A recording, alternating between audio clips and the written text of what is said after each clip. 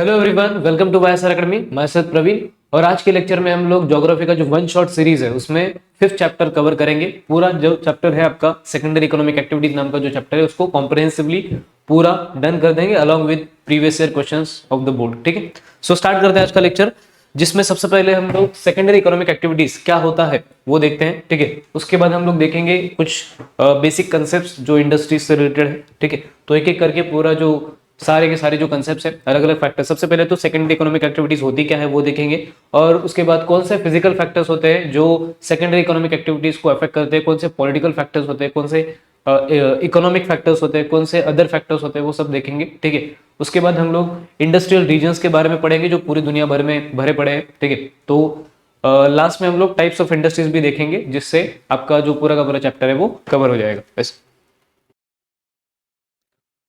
सबसे पहले हम लोग सेकेंडरी इकोनॉमिक एक्टिविटीज होती क्या है वो देखते हैं। ठीक है, उसको समझने से पहले आप लोगों को याद आ रहा होगा लास्ट लेक्चर में हम लोगों ने देखा था, लास्ट वन शॉट सीरीज में, कि प्राइमरी इकोनॉमिक एक्टिविटीज क्या होता है।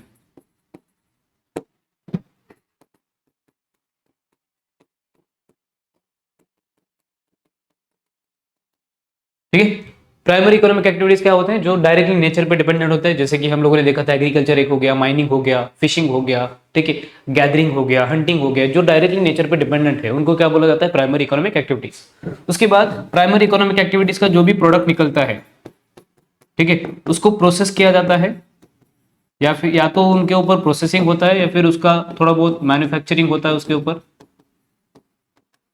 और फाइनली जो नया प्रोडक्ट निकलता है उसको सेकेंडरी इकोनॉमिक एक्टिविटी का प्रोडक्ट बोला जाता है। मतलब जो भी ये प्रोसेसिंग और मैन्युफैक्चरिंग का खेल है वो आता है सेकेंडरी इकोनॉमिक एक्टिविटीज में। ठीक है,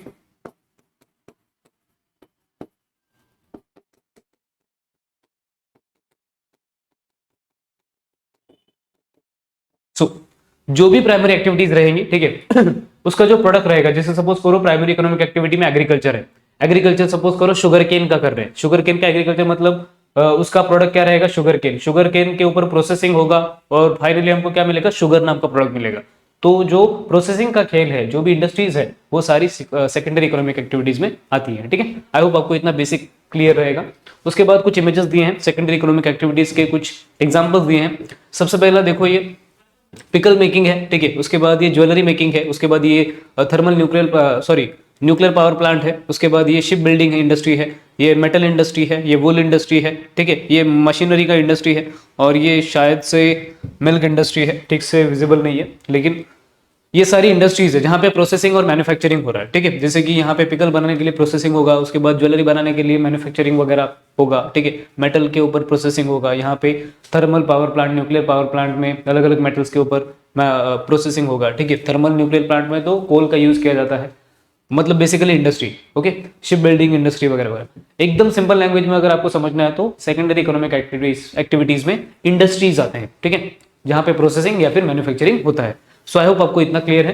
देन आगे बढ़ते हैं। ये छोटा सा डबड़ा दिया है या फिर बॉक्स दिया है जिसमें आपको कुछ ABCDEFGH, ये जो यहाँ पे इंडस्ट्रीज दिखाई है, ठीक है, उनके बारे में बताना है कि उस एक्टिविटी का नाम क्या है सबसे पहले तो, उसके बाद उसके लिए कौन कौन सा रॉ मटेरियल लगता है, उससे कौन सा प्रोडक्ट फॉर्म होता है, और उसके रॉ मटेरियल जो रहेगा, रॉ मटेरियल का कैरेक्टरिस्टिक्स क्या रहेगा, जैसे उसका वेट कितना है, कितना रहेगा, ड्यूरेबिलिटी मतलब कितने साल तक टिकेगा, उसके बाद उसका प्रोक्योरमेंट खरीदना कैसा होता है, खरीदारी कैसे होती है, उसकी कॉस्ट प्राइस कितना लगता है, उसको बनाने के लिए मतलब जो भी रॉ मटेरियल्स है उसका कॉस्ट प्राइस कितना लगता है वो, और उसके लास्ट उसके बाजू वाले डबड़े में क्या बताया है कि जो भी फिनिश प्रोडक्ट्स है, ठीक है, कोई भी इंडस्ट्री का जो फिनिश फाइनल प्रोडक्ट रहता है उसका कैरेक्टरिस्टिक क्या क्या है, जैसे उसका वेट क्या है, उसका ड्यूरेबिलिटी क्या है, उसका जो भी अपना ये रहेगा प्रोडक्शन वो कितना क्वांटिटी में है, सेलिंग प्राइस क्या है वगैरह वगैरह। ठीक है, सो एक एक करके देखते हैं, एक दो एग्जांपल्स देखते हैं हम लोग। जैसे कि सपोज करो ज्वेलरी का एग्जांपल लेते हैं, ठीक है, सो ज्वेलरी बी है, तो इसका जो नेम ऑफ द एक्टिविटी क्या है, jewellery industry.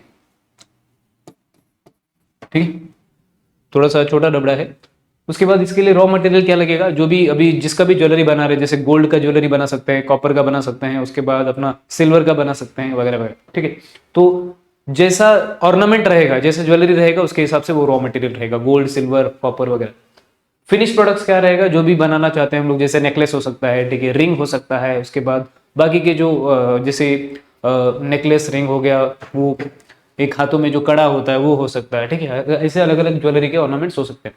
Characteristics of the raw material, जो भी रॉ मटेरियल रहेगा, सपोज गोल्ड का ज्वेलरी बना रहे हैं तो गोल्ड का रॉ मटेरियल, गोल्ड ज्वेलरी का रॉ मटेरियल क्या रहेगा, जो रॉ मटेरियल रहेगा उसका वेट ज्यादा रहेगा मेटल का, ठीक है। उसके बाद ड्यूरेबिलिटी ज्यादा ही रहेगी, ज्यादा सालों तक टिकेगा वो। प्रोक्योरमेंट नॉर्मली बल्क में खरीदा जाता है रॉ मटेरियल ताकि फायदा हो सके। कॉस्ट प्राइस उसका कम रहेगा, ठीक है। उसके बाद फिनिश प्रोडक्ट, एक बार सपोज करो हमारे पास गोल्ड का एक छोटा सा 1 किलो गोल्ड है, सपोज करो छोटा सा गोल्ड का हिस्सा है, और उससे हम क्या बना रहे हैं, ऑर्नामेंट्स बना रहे हैं, जैसे नेकलेस बना रहे हैं, ऑर्नामेंट्स बना रहे हैं, उसके बाद रिंग्स बना रहे हैं वगैरह वगैरह, ब्रेसलेट्स बना रहे हैं वगैरह वगैरह, ठीक है। सो उसका वेट, जो भी फाइनल प्रोडक्ट रहेगा उसका वेट थोड़ा सा कम हो जाएगा। जैसे सपोज करो सिंपल सी बात है, अगर हम लोग ज्वेलरी की बात करेंगे तो गोल्ड लेंगे हम लोग, गोल्ड का ऑर्नामेंट में कन्वर्ट करेंगे, ठीक है। ऑर्नामेंट में सपोज रिंग लेते हैं, ठीक है। गोल्ड क्या हो जाएगा, रॉ मटेरियल, ठीक है, और ये रिंग क्या हो जाएगा, फिनिश प्रोडक्ट, फिनिश प्रोडक्ट, ठीक है। सो जो रिंग रहेगा उसका वेट कम हो जाएगा रॉ मटेरियल के कंपैरिजन में। उसके बाद ड्यूरेबिलिटी भी अच्छा खासा रहेगा, प्रोडक्शन हाई लेवल पे होगा, सेलिंग प्राइस ज्यादा होगा। जो कॉस्ट प्राइस लगता है, मतलब उसको प्रोड्यूस करने के लिए जो भी पैसा लगा है, जैसे सपोज करो एक रिंग को प्रोड्यूस करने के लिए 4,000 लगा है, तो फिर जो सेलिंग प्राइस रहेगा वो उससे ज्यादा ही रहेगा, ताकि उस बेचारे बिजनेसमैन का प्रॉफिट हो सके। 4,000 का अगर कॉस्ट प्राइस है तो 5,000 का वो सेलिंग प्राइस रखेगा, ताकि 1,000 का तो फायदा हो सके, ठीक है। ऐसी दूसरी भी इंडस्ट्रीज है, जैसे कि सपोज करो ये वूल इंडस्ट्री है। वूल इंडस्ट्री में सब कौन सा नंबर का है, एफ नंबर का वूल इंडस्ट्री। रॉ मटेरियल्स क्या लगता है उसको, सबसे पहले तो वुलन फैब्रिक लगेगा, मतलब वुल लगेगा, जो भी शिप्स के स्किन के ऊपर जो भी बाल होते हैं उसको निकाला जाता है। उससे फिनिश प्रोडक्ट क्या बनाया जाता है, स्वेटर वगैरह, जो विंटर वेयर्स होते हैं, जो स्वेटर वगैरह रहता है वो बनाया जाता है, चादर वगैरह बनाया जाता है, ठीक है। Characteristics of the raw material, weight हल्का फुल्का रहता है, जो भी बाल रहते हैं वो शिप के। ड्यूरेबिलिटी अच्छा खासा रहता है। प्रोक्योरमेंट नॉट डायरेक्टली क्या किया जाता है, जो भी बड़े बड़े फार्म्स रहते हैं जहाँ पे एनिमल हस्बेंड्री किया जाता है, जहाँ पे शिप्स को रेयर किया जाता है, वहां से वो बल्कि क्वांटिटी में उठाया जाता है जो भी बाल है शिप्स के, और उसका कॉस्ट प्राइस थोड़ा सा कम ही लगता है। और जो फिनिश प्रोडक्ट बनेगा, जैसे स्वेटर्स हो गए, चादर हो गया वगैरह वगैरह, शॉल्स हो गए वगैरह वगैरह, उसका वेट थोड़ा सा बल्कि हो जाता है, ठीक है, क्योंकि बहुत सारे जो थ्रेड्स है वो कंबाइन करके बनाया जाता है। उसके बाद ड्यूरेबिलिटी बढ़ जाता है, प्रोडक्शन हाई लेवल पे होता है, बस सेलिंग प्राइस ज्यादा ही रहेगा, सिंपल। कॉस्ट प्राइस मतलब किसी भी चीज को बनाने का प्राइस, सेलिंग प्राइस मतलब उसको बेचने का प्राइस, बेचने का प्राइस या फिर सेलिंग प्राइस हमेशा हाई रहना चाहिए ताकि प्रॉफिट हो सके, सिंपल, ठीक है। ये बेसिक फंडा है इंडस्ट्रियल एक्टिविटीज का। ओके, उसके बाद नेक्स्ट देखते हैं, ये जो छोटा सा मैप दिया है उससे पहले थोड़ा सा बेसिक देख लेते हैं, ठीक है। जो मैंने पहले बताया था आपको कि एक होता है प्राइमरी एक्टिविटीज,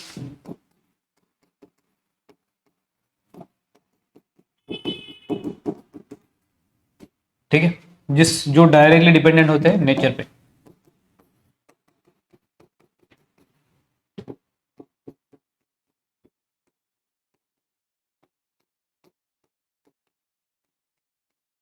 डायरेक्टली डिपेंडेंट होते हैं नेचर पे, ठीक है। जैसे सपोज फॉर एग्जांपल के तौर पे हम लोग क्या लेते हैं, एग्रीकल्चर।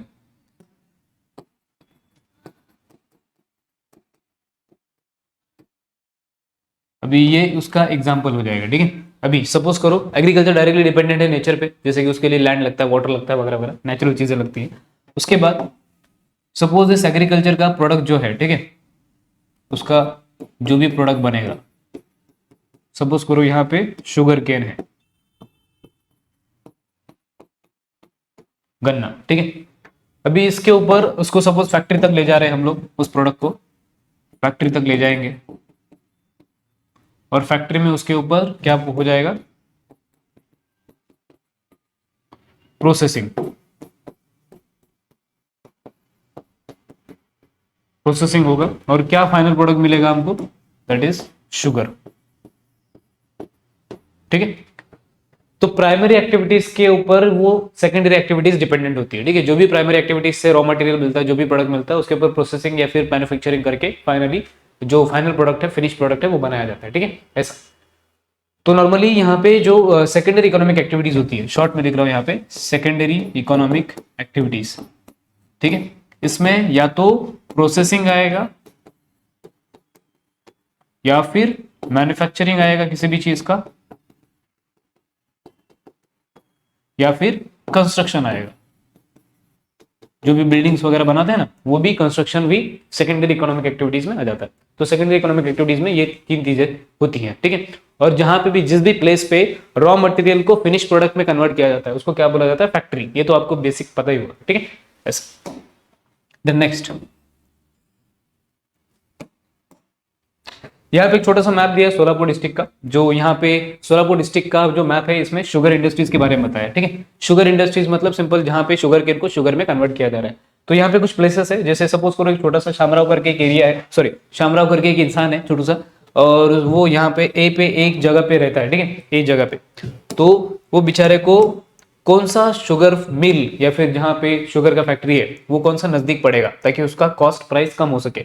तो सपोज करो यहाँ पे वैराग करके एक एरिया है, पिंपलनेर करके एक एरिया है, और तीसरा ये टाकली सिकंदर समथिंग है, ठीक से विजिबल नहीं है, लेकिन आप लोग अंदाजा लगा सकते हो। जो भी इन तीनों में से उसको सबसे नजदीक वाला एरिया रहेगा वो ज्यादा अच्छा रहेगा, क्योंकि उसका जो रॉ मटेरियल है, मतलब जो शुगर केन है, ठीक है, जिसको शुगर में कन्वर्ट करना है। शुगर केन बहुत ज्यादा बल्की होता है, तो शुगर केन को अगर बहुत लंबे रास्ते से गुजरना पड़ रहा है, बहुत ज्यादा डिस्टेंस कवर करना पड़ रहा है, तो फिर उसका ट्रांसपोर्टेशन कॉस्ट बढ़ जाएगा। ट्रांसपोर्टेशन कॉस्ट बढ़ जाएगा तो उसका खर्चा बढ़ जाएगा, तो प्रॉफिट कम होगा। इसलिए वो नजदीकी चीज है, नजदीक के locations sugar mills find out करेगा, ठीक है। देन आगे नॉर्मली जो लोकेशन होता है इंडस्ट्रीज का,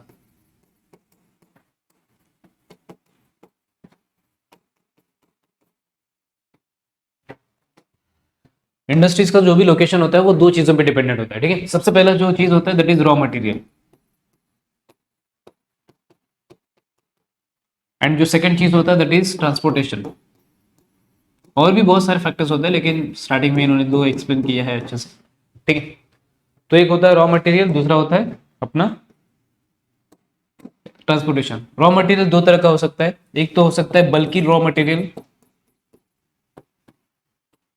दूसरा होता है लाइट रॉ मटेरियल, ठीक है। बल्कि का एग्जांपल लेते हैं, जैसे सपोज करो शुगर केन।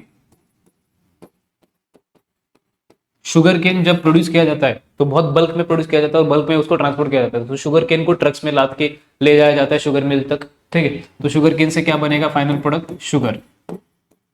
तो ये क्या हो जाएगा? रॉ मटेरियल, और ये क्या हो जाएगा? प्रोडक्ट, ठीक है। ये बल्कि है। उसके बाद लाइट वेट का एग्जांपल लेते हैं। सपोज करो बेकरी, ठीक है, मतलब बेकरी इंडस्ट्री। बेकरी इंडस्ट्री में जो रॉ मटेरियल रहता है वो लाइट वेट रहता है, ठीक है। और जो बेकरी प्रोडक्ट्स रहते हैं जैसे केक वगैरह, वो बल्कि रहता है थोड़ा सा, ठीक है। अभी ध्यान से सुनो, शुगर केन जो रॉ मटेरियल है वो बल्कि है, और जो फाइनल प्रोडक्ट मिलता है शुगर, वो उसके कंपैरिजन में थोड़ा सा लाइट वेट रहता है, ठीक है। तो ये बेचारा शुगर केन बल्कि हो जाएगा और जो शुगर प्रोडक्ट रहेगा वो लाइट वेट हो जाएगा। तो सिंपल सी बात है, शुगर केन बल्कि होने की वजह से उसको शुगर मिल के आसपास ही प्रोड्यूस करना जरूरी है, ठीक है, ताकि ट्रांसपोर्टेशन कॉस्ट ज्यादा ना लगे, ठीक है। जैसे सपोज करो यहाँ पे शुगर केन का खेती है, ठीक है, और यहाँ पे वो छोटा सा, ये सपोज करो छोटा सा फैक्ट्री, खतरनाक लग रहा है, ठीक है, लेकिन सपोज करो फैक्ट्री है, या फिर थोड़ा सा सिंपल बनाते हैं इसको, ये फैक्ट्री है, ठीक है, और ये खेती है।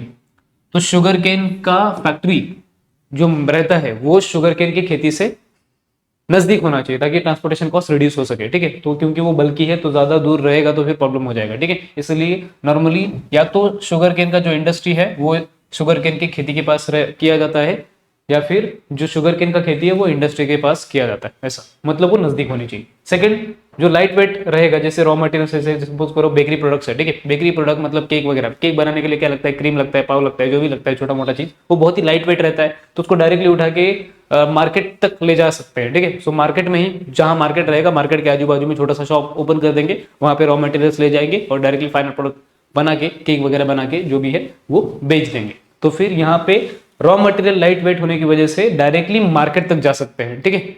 इंडस्ट्री जो रहेगा बेकरी इंडस्ट्री, वो डायरेक्टली मार्केट में स्टैब्लिश कर सकते हैं, बहुत नजदीक होने की जरूरत नहीं है, ऐसा। तो आई होप इतना आपको क्लियर रहेगा। रॉ मटेरियल बल्कि रहेगा तो इंडस्ट्री के पास प्रोडक्शन होगा, और रॉ मटेरियल लाइट रहेगा तो डायरेक्टली वो इंडस्ट्री मार्केट में इस्टेब्लिश किया जाएगा।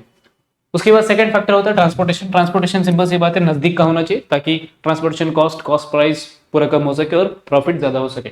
ट्रांसपोर्टेशन अगर बहुत दूर का रहेगा, जैसे सपोज करो कश्मीर में कोई प्रोडक्शन हो रहा है और उसको ट्रांसपोर्ट करके कन्याकुमारी लाया जा रहा है फुल प्रोडक्शन करने के लिए। जैसे सपोज करो कश्मीर में कोई भी एक क्रॉप प्रोड्यूस हो रहा है, ठीक है, और उस क्रॉप के ऊपर प्रोसेसिंग करना है, उसके लिए फैक्ट्री की जरूरत है, तो कश्मीर से लेकर कन्याकुमारी लाएंगे तो ट्रांसपोर्टेशन कॉस्ट बहुत ज्यादा बढ़ जाएगा। इसलिए ट्रांसपोर्टेशन ईजी होना चाहिए, नजदीक होना चाहिए, जिससे कि कॉस्ट कम हो सके। ठीक है, आई होप आपको इतना क्लियर है। देन आगे एक छोटा सा बॉक्स दिया है जिसमें वेट लूजिंग इंडस्ट्रीज के बारे में बताया है और दूसरा वेट गेनिंग इंडस्ट्रीज के बारे में बताया। ठीक है, दोनों के बारे में एक एक करके पढ़ते हैं। सबसे पहला वेट लूजिंग इंडस्ट्री मतलब क्या होता है।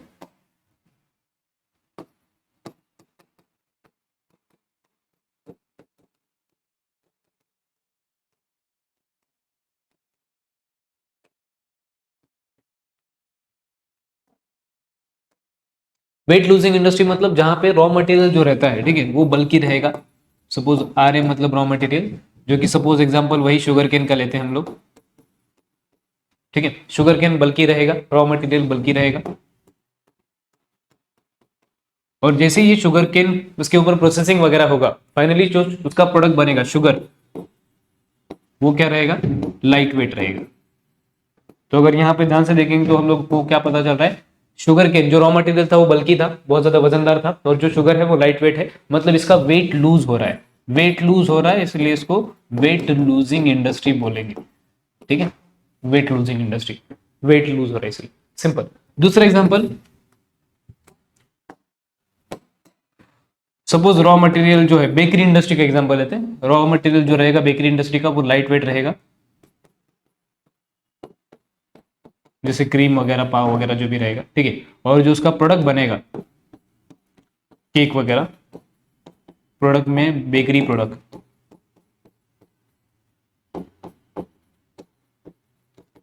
वो थोड़ा सा क्या रहेगा, बल्कि रहेगा। तो सिंपल सी बात है रॉ मटेरियल लाइट वेट है और जो प्रोडक्ट है वो बल्कि है, मतलब वेट गेन हो रहा है। ठीक है, वेट गेन हो रहा है इसलिए उसको वेट गेनिंग इंडस्ट्री बोला जाता है। वेट गेन हो रहा है तो वेट गेनिंग इंडस्ट्री बोला जाएगा, सिंपल। ठीक है, तो यही इस पैराग्राफ में एक्सप्लेन किया है। नेक्स्ट आगे बढ़ते हैं। एक बड़ा सा पॉइंट है फिजिकल फैक्टर्स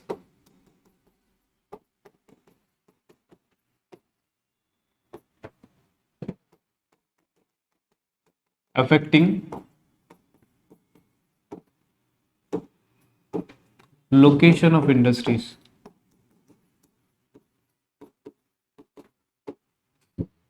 इसका मतलब क्या, कौन कौन से ऐसे फिजिकल फैक्टर्स है जो लोकेशन ऑफ इंडस्ट्रीज अफेक्ट करते हैं, इंडस्ट्रीज का जो लोकेशन है वो अफेक्ट करते हैं। सबसे पहला जो फैक्टर है that is climate.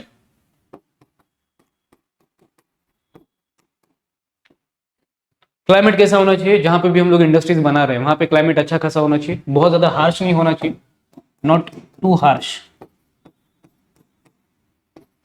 Not too extreme. ज्यादा एक्सट्रीम भी नहीं होना चाहिए, ज्यादा ज्यादा बहुत ज्यादा हॉट भी नहीं होना चाहिए, बहुत ज्यादा कोल्ड भी नहीं होना चाहिए। तो कैसा टेम्परेचर चाहिए हमको, जहां का क्लाइमेट एक तो नॉर्मली मॉडरेट क्लाइमेट चाहिए जहां पे भी इंडस्ट्रीज बना रहे हैं। जैसे आप लोगों ने मुंबई का एग्जाम्पल सुना होगा, मुंबई, चंद्रपुर हो गया, पुणे हो गया, दिल्ली हो गया, कोलकाता हो गया, ऐसे जगह पे नॉर्मली मॉडरेट क्लाइमेट होता है, इसलिए वहां पे क्या है, इंडस्ट्रीज ज्यादा है। ठीक है, सेकंड चीज, एक तो मॉडरेट क्लाइमेट होना चाहिए और दूसरा एरियाज कैसे होने चाहिए, एक तो प्लेन एरिया होना चाहिए जहां पे इंडस्ट्रीज बनाया जा सकता है, माउंटेनियस एरियाज में नहीं बनाया जा सकता। सेकंड, कोस्टल एरिया होना चाहिए, जो समुद्र के किनारे वाला पार्ट हो, उस एरिया में भी ज्यादातर इंडस्ट्रीज बनाई जा सकती है। ठीक है, रिवर बैंक वाला जो एरिया रहेगा वहां पे इंडस्ट्रीज नहीं बना सकते।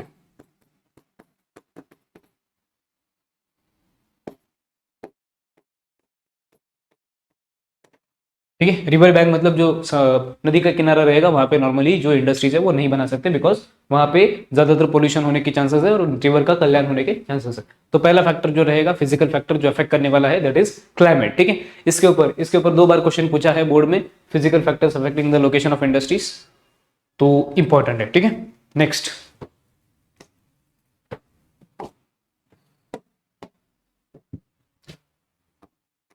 जो सेकंड फैक्टर है जो अफेक्ट करता है दैट इज रॉ मटेरियल।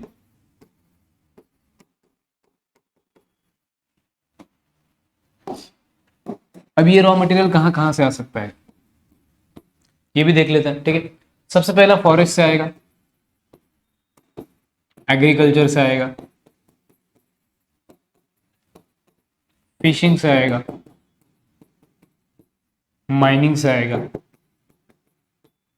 जैसे अलग अलग जो चीजें हैं वहां से अपना रॉ मटेरियल आएगा। फॉरेस्ट से क्या क्या रॉ मटेरियल आ सकता है, जैसे फ्रूट्स हो गया, जैसे जाम वगैरह का इंडस्ट्री चल सकता है। उसके बाद लीव्स हो गए, उसके बाद उसका जो भी बार्क हो गया वगैरह वगैरह, जो भी चीजें रॉ मटेरियल के तौर पे फॉरेस्ट से निकलती है। जैसे गम हो गया, गम के ऊपर भी इंडस्ट्री बनता है, ठीक है।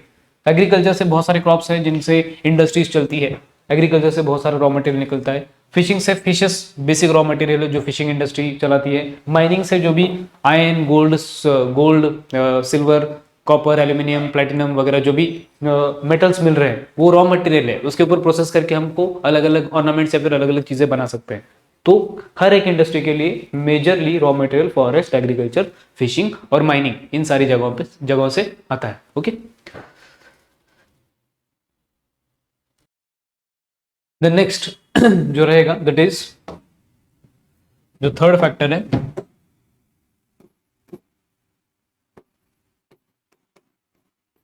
Water and power supply.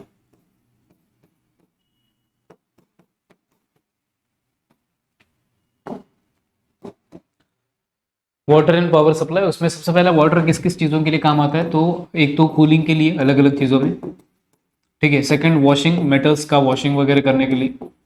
Third जो काम आता है दैट इज अपना बॉइलिंग के लिए। आप लोगों ने अगर थर्मल पावर प्लांट देखा होगा या फिर उसको इमेजेस में वगैरह देखा होगा तो वहाँ पे नॉर्मली बॉयलर होता है। बॉयलर नाम का बड़ा सा ऐसा टैंक होता है जिसमें पानी डाला जाता है, पानी को बॉईल किया जाता है जिससे कि स्टीम निकलेगा, उस स्टीम से टरबाइन घूमेगा, टरबाइन घूमेगा तो फिर वो इलेक्ट्रिसिटी जनरेट करेगा जनरेटर में, ऐसा कुछ प्रोसेस होता है।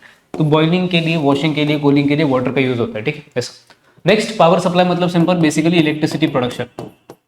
अभी सिंपल सी बात है, अगर कोई भी इंडस्ट्री चलाना है तो इलेक्ट्रिसिटी चाहिए, ठीक है। इलेक्ट्रिसिटी बनाने के लिए अलग अलग फ्यूल्स यूज किया जाता है, जैसे यूरेनियम यूज किया जाता है, कोल यूज किया जाता है वगैरह वगैरह। कोल से भी बॉइलिंग किया जाता है वाटर का, फिर स्टीम जनरेट होगा, स्टीम से फिर डायरेक्टली जो टरबाइन रहेगा, टरबाइन घूमेगा और इलेक्ट्रिसिटी प्रोड्यूस होगा। वो सब साइंस की बात है, लेकिन बेसिक में बता रहा हूँ कि वाटर अलग अलग चीजों के लिए काम आता है इंडस्ट्रीज में, और पावर सप्लाई भी जरूरी है ताकि इंडस्ट्री चल सके। तो ये एक इंपॉर्टेंट फैक्टर है जिसके ऊपर जो लोकेशन है इंडस्ट्री का वो डिपेंड करता है। जहाँ पे वाटर का अवेलेबिलिटी होगा वहाँ पे इंडस्ट्रीज लोकेटेड होंगी, और जहाँ पे पावर सप्लाई अच्छा खासा होगा वहाँ पे इंडस्ट्रीज लोकेटेड होगी। सिंपल सी बात है, ठीक है। नेक्स्ट जो रहेगा दैट इज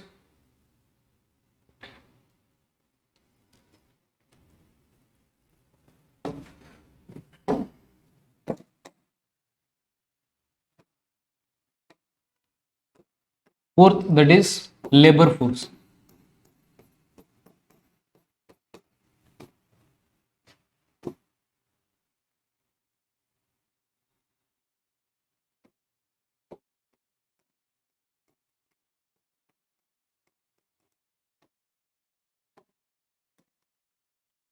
भी लेबर फोर्स मतलब क्या है, जिसके ऊपर पूरा का पूरा इंडस्ट्री चलता है, लेबर या फिर वर्कर्स के ऊपर, ठीक है।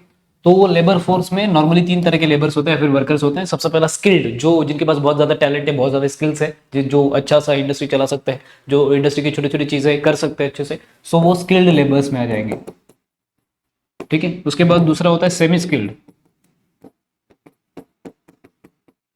मतलब थोड़ी बहुत स्किल्स हैं उनमें, ऐसा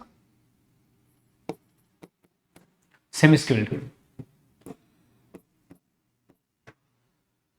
जैसे इंग्लिश मीडियम होता है, सेमी इंग्लिश मीडियम होता है, वैसे स्किल्ड और सेमी स्किल्ड मतलब थोड़ा सा कम स्किल्ड रहेंगे। और तीसरा होता है एजुकेटेड। ये तीनों कैटेगरी के लोगों की जरूरत होती है ताकि इंडस्ट्री अच्छे से रन हो सके, अच्छे से चल सके, अच्छे से डेवलप हो सके, अच्छे से प्रॉफिट बना सके, ठीक। तो लेबर फोर्स भी एक इंपॉर्टेंट है। नेक्स्ट जो फिफ्थ फैक्टर है दैट इज लैंड, ठीक है। ये भी एक इंपॉर्टेंट फैक्टर है जिसके ऊपर जो भी इंडस्ट्रीज है उसका लोकेशन डिपेंड करता है। तो लैंड अच्छा होना चाहिए, ओके। सो लैंड नॉर्मली कैसा होना चाहिए वो पहले भी मैंने बताया। तो लैंड जो अवेलेबिलिटी है, अवेलेबिलिटी ऑफ लैंड, ठीक है, लैंड की अवेलेबिलिटी अच्छी होनी चाहिए, जगह अच्छी होनी चाहिए, या तो प्लेन एरिया वो भी अच्छा है, या फिर कोस्टल एरिया, या फिर ऐसा एरिया जो रॉ मटेरियल के नजदीक हो या फिर मार्केट के नजदीक हो, ठीक है, near to the raw material और मार्केट। मतलब सपोज करो कि कोई इंडस्ट्री है जिसको सपोज मेटल इंडस्ट्री है, तो मेटल इंडस्ट्री वहां पे लोकेटेड अगर रहेगा जहां पे मेटल्स मिलते हैं, अलग अलग तरह के रॉ मटेरियल्स मिलते हैं, तो फिर वो मेटल इंडस्ट्री ज्यादा बूम करेगा, सिंपल सी बात है, ठीक है। या फिर मार्केट के नजदीक होना चाहिए, इंडस्ट्री और मार्केट नजदीक रहेंगे तो फिर ट्रांसपोर्टेशन कॉस्ट कम हो जाएगा और फायदा ज्यादा हो जाएगा। तो प्लेन एरिया, कोस्टल एरिया और near to the raw material और फिर मार्केट, इन सारी जगहों पे अगर लोकेशन होगा इंडस्ट्री का तो वो ज्यादा प्रॉफिटेबल होगा। ओके, तो ये सारे जो थे वो फिजिकल फैक्टर्स थे। उसके बाद जो नेक्स्ट है दैट इज इकोनॉमिक फैक्टर्स, उसके बारे में भी देखते हैं, ठीक है।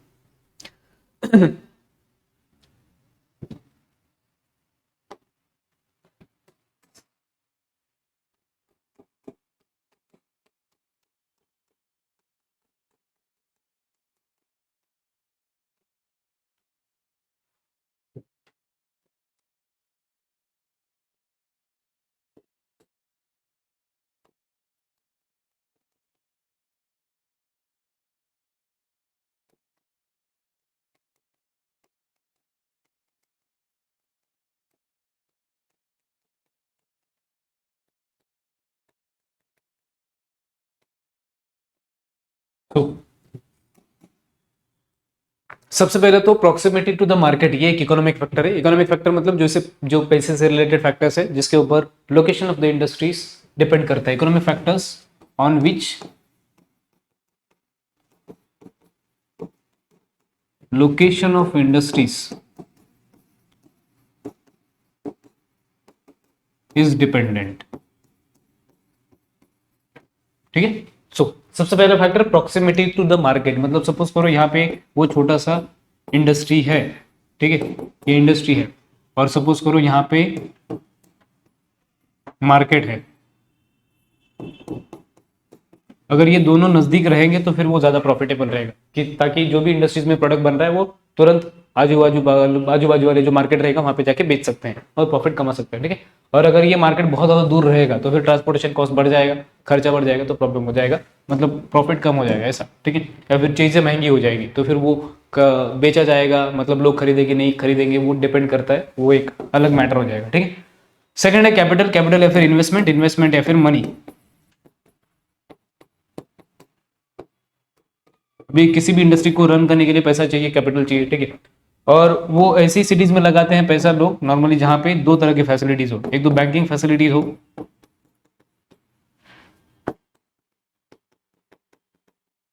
या फिर दूसरा फाइनेंशियल फैसिलिटी हो, ठीक है, ऐसा।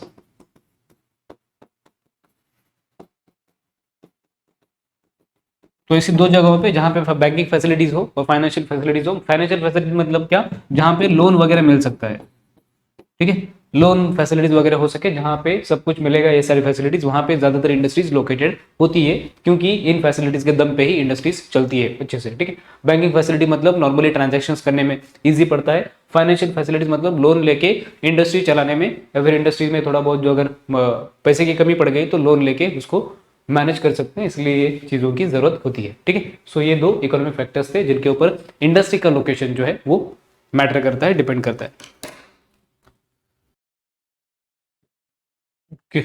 नेक्स्ट पॉलिटिकल फैक्टर्स, ठीक है। सबसे पहले हम लोगों ने फिजिकल फैक्टर्स देख लिए, उसके बाद इकोनॉमिक फैक्टर्स देख लिए, उसके बाद जो थर्ड है दैट इज पॉलिटिकल फैक्टर्स।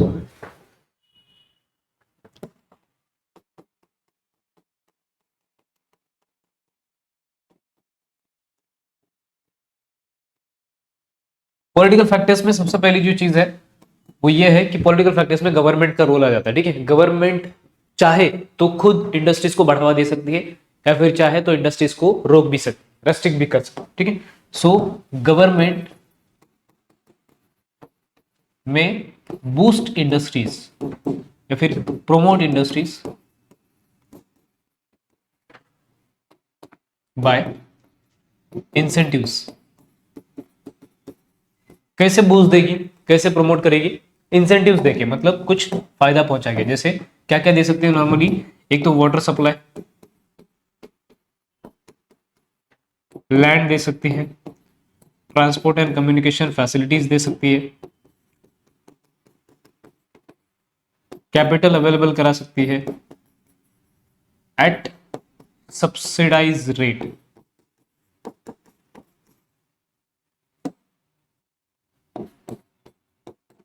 इसका मतलब कम रेट पे, ठीक है, कम इंटरेस्ट पे आप लोगों को ये सारी चीजें गवर्नमेंट दे सकती है ताकि आप इंडस्ट्रीज स्टैब्लिश कर सको, ठीक है। दूसरा काम क्या कर सकते हैं अपनी गवर्नमेंट, एक तो प्रमोट कर सकते हैं इंडस्ट्रियलाइजेशन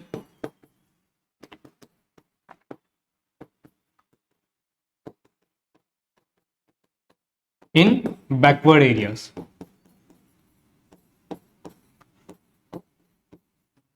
ठीक है। मतलब इंडस्ट्रियलाइजेशन को प्रमोट किया जा सकता है बैकवर्ड एरियाज में, जहां का डेवलपमेंट नहीं हुआ है, जो बहुत ही बिछड़ा हुआ प्रदेश है, ऐसे एरियाज में भी, जैसे कि महाराष्ट्र में विदर्भ रीजन है जो नागपुर साइड का है, वहां पे ज्यादा इंडस्ट्रीज है नहीं, तो फिर गवर्नमेंट प्रमोट कर सकते हैं वहां पे। कुछ कैटेगरी के लोग, कुछ कैटेगरीज की जमीनें होती है, जैसे कि A category, B category, C, D, D and beyond जो कैटेगरीज होती हैं, डी एंड बियॉन्ड कैटेगरी के जो जमीनें होती हैं, वहां पे स्पेशली गवर्नमेंट क्या करता है, इंडस्ट्रियलाइजेशन को प्रमोट कर सकता है। तो इस तरीके से गवर्नमेंट का रोल बहुत ज्यादा होता है, पॉलिटिकल फैक्टर्स में गवर्नमेंट का रोल बहुत ज्यादा होता है, इंडस्ट्रीज को बढ़ावा देने का, प्रमोट करने का और डेवलप करने का, ठीक है। एक तो इंसेंटिव से कर सकता है, फिर डायरेक्टली कुछ स्कीम्स लॉन्च करके वगैरह अपनी इंडस्ट्रीज को बढ़ावा दे सकता है। तो ये पॉलिटिकल फैक्टर्स भी इंपॉर्टेंट होते हैं जो कि लोकेशन इन्फ्लुएंस करते हैं, मतलब इनके ऊपर भी डिपेंड करता है कि कहाँ पे इंडस्ट्रीज ज्यादा रहेंगी, जहाँ का गवर्नमेंट पॉलिसी अच्छा रहेगा वहाँ पे इंडस्ट्रीज ज्यादा रहेंगी, ठीक है। ऐसे जैसे कि गुजरात का, तमिलनाडु का, महाराष्ट्र का इंडस्ट्रियल पॉलिसी गवर्नमेंट का बहुत अच्छा है, तो वहाँ पे ज्यादातर इंडस्ट्रीज लोकेटेड है। द नेक्स्ट जो है that is special economic zone, ठीक है। स्पेशल इकोनॉमिक जोन्स मतलब क्या होता है, जो अपने कंट्री में, सपोज करो इंडिया की बात करें, इंडिया के कुछ पार्ट्स ऐसे रहेंगे, कुछ एरियाज ऐसे रहेंगे जिनको स्पेशल इकोनॉमिक जोन करके डिक्लेयर किया जाता है बाय द गवर्नमेंट। क्यों डिक्लेयर किया जाता है? ताकि इन जोन्स में, स्पेशल इकोनॉमिक जोन्स में जो भी इकोनॉमिक एक्टिविटीज है वो ज्यादा तौर पे हो सकती है।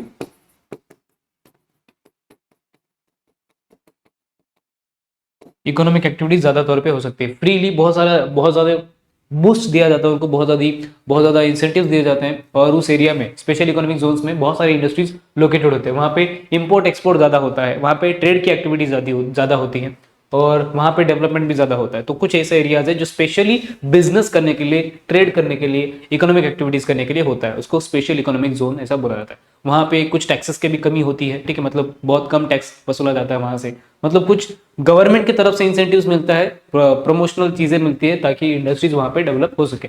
तो स्पेशल इकोनॉमिक जोन 3 मेथड से काम करता है, ठीक है। ये जो स्पेशल इकोनॉमिक जोन रहेगा वो 3 मेथड से काम करता है। एक तो जो टोटल पब्लिक का हो इंडस्ट्री, पब्लिक मतलब टोटल गवर्नमेंट कंट्रोल, तो दूसरा होता है प्राइवेट,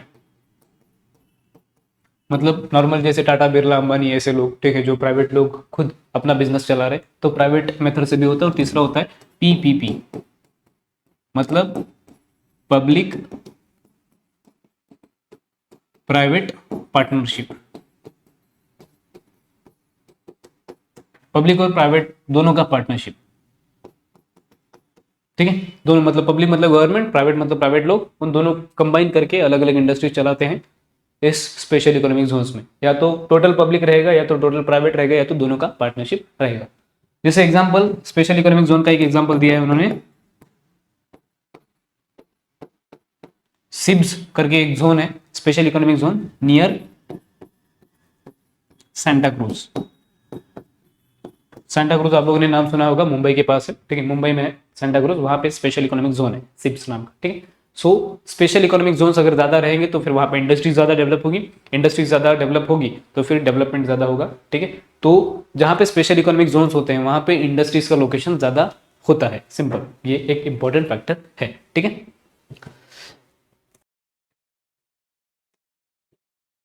नेक्स्ट है ये वाला डबडा, इसको देखने से पहले हम लोग एक फैक्टर कंप्लीट कर लेते हैं।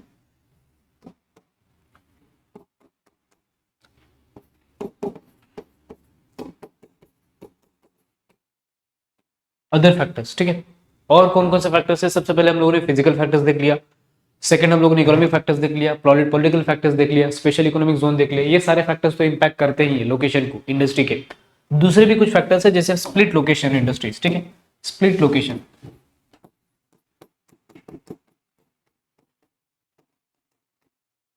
इसका मतलब क्या होता है कि स्टेजेस ऑफ प्रोडक्शन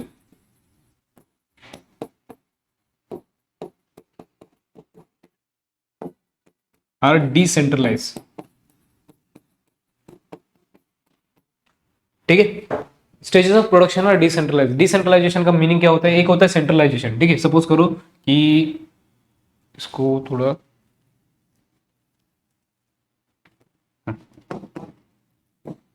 सपोज करो ये सेंट्रल पार्ट है किसी भी एरिया का। ठीक है, तो वहां पे अगर बहुत सारी इंडस्ट्रीज आके लोकेटेड हो रही है तो उसको बोलते हैं, सेंटर की तरफ अगर कोई भी चीज अट्रैक्ट हो रही है तो उसको सेंट्रलाइजेशन बोला जाता है। और सेंटर से, सपोज ये सेंटर है, सेंटर से बहुत सारी इंडस्ट्रीज दूसरी जगहों पे जा रही है तो उसको बोलते हैं डिसेंट्रलाइजेशन। ठीक है, सेंटर की तरफ आ रही है तो सेंट्रलाइजेशन, सेंटर से दूर जा रही है तो डिसेंट्रलाइजेशन। तो फिर नॉर्मली ये जो स्टेजेस ऑफ प्रोडक्शन है वो डिसेंट्रलाइज हो जाते हैं, मतलब मेन फैक्ट्री एक जगह पे रहेगा, उसके अलग अलग जो पार्ट्स रहेंगे वो दूसरे पार्ट्स दूसरे एरियाज में रहेंगे। ऐसा जैसे नॉर्मली एग्जाम, इसका मीनिंग क्या होता है basically, different parts of the product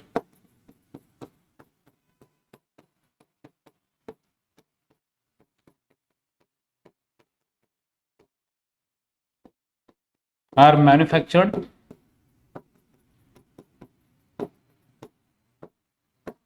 at different places।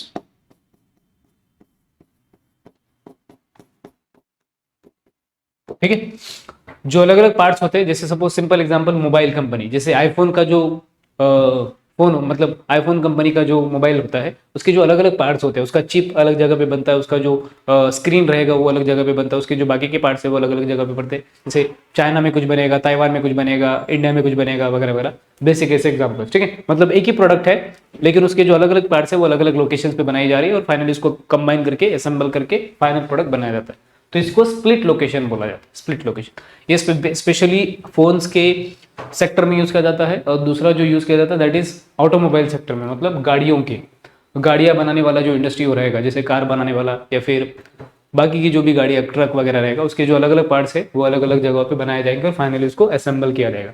उसका जैसे सपोज करो कोटिंग कहीं से बन रहा है, टायर कहीं से बन रहा है, इंजन कहीं से बन रहा है, वगैरह वगैरह। ठीक है, आई होप आपको इतना क्लियर हो गया।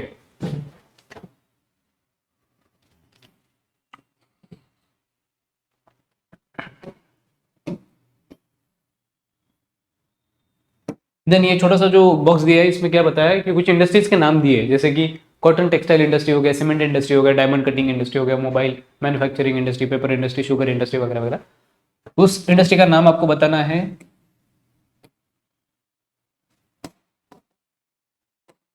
इंडस्ट्री का एक तो नाम बताना है, सेकंड उसके लिए कौन सा रॉ मटेरियल लगता है और कौन सा उस इंडस्ट्री में फिनिश प्रोडक्ट, फाइनल प्रोडक्ट कौन सा बनता है, और फाइनली उसके लिए कौन से फैक्टर्स है जो अफेक्ट करते हैं। एक दो एग्जांपल्स हम लोग लेते हैं, जैसे सपोज करो कॉटन टेक्सटाइल इंडस्ट्री पहला वाला है, तो उसके लिए उसका नाम क्या है, cotton textile industry. Raw material क्या लगेगा, अगर टेक्सटाइल मतलब कपड़ा बनाना रहेगा तो कॉटन लगेगा, रॉ कॉटन। फाइनल प्रोडक्ट क्या बनेगा, टेक्सटाइल्स, मतलब जो भी कपड़े हैं, ठीक है, कपड़े बनेंगे, क्लोथ बनेंगे।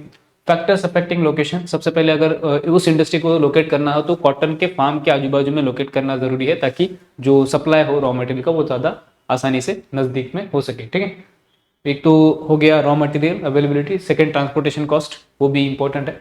उसके बाद नेक्स्ट इंडस्ट्री सीमेंट इंडस्ट्री। ठीक है, सीमेंट इंडस्ट्री उसका नाम रहेगा, रॉ मटेरियल्स उसको अलग अलग चीज़ें लगती है रॉ मटेरियल्स में। ठीक है, फिनिश प्रोडक्ट सीमेंट रहेगा। फैक्टर्स कौन कौन से रहेंगे, रॉ मटेरियल का availability, transportation factor, political factor, cement industry को प्रमोट करने के लिए गवर्नमेंट का रोल भी इंपॉर्टेंट है, वगैरह वगैरह। ठीक है, द नेक्स्ट दो पॉइंट छूट गए थे, एक इकोनॉमीज ऑफ स्केल और एग्लोमरेशन ऑफ इंडस्ट्रीज, और दूसरा जो था फूडलिज इंडस्ट्रीज। ठीक है, मतलब ये डबड़े से पहले वो दो पॉइंट्स है वो कवर कर लेते हैं, उसके बाद आगे बढ़ते हैं।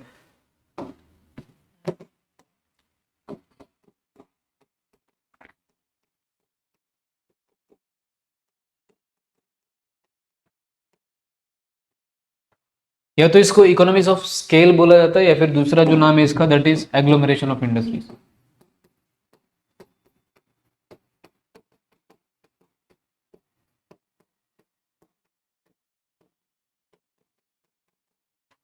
ठीक है, एग्लोमरेशन का बेसिक मीनिंग होता है कॉन्सेंट्रेशन ऑफ इंडस्ट्रीज।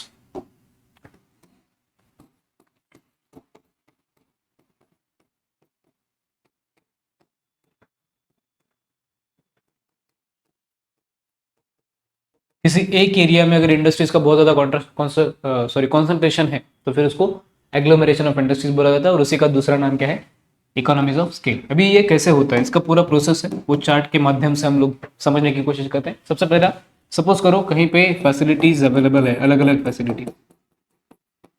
ये फैसिलिटीज क्या क्या हो सकती है, ट्रांसपोर्टेशन हो सकता है, कम्युनिकेशन हो सकता है, वाटर हो सकता है, पावर हो सकता है, लैंड हो सकता है, लेबर हो सकता है। ऐसे अलग अलग जो फैसिलिटीज है जिसके ऊपर इंडस्ट्रीज डिपेंड करती है, वो सारी फैसिलिटीज अगर किसी एरिया में अवेलेबल है तो फिर उससे होता क्या है, इंडस्ट्रीज वहां पे लोकेटेड होना स्टार्ट हो जाती है, वहां पे इंडस्ट्रीज बनना स्टार्ट हो जाती है। अगर कुछ इंडस्ट्रीज बनेंगे तो उसको देख के बाकी जो इंडस्ट्रीज है attract other industries, it will attract other industries.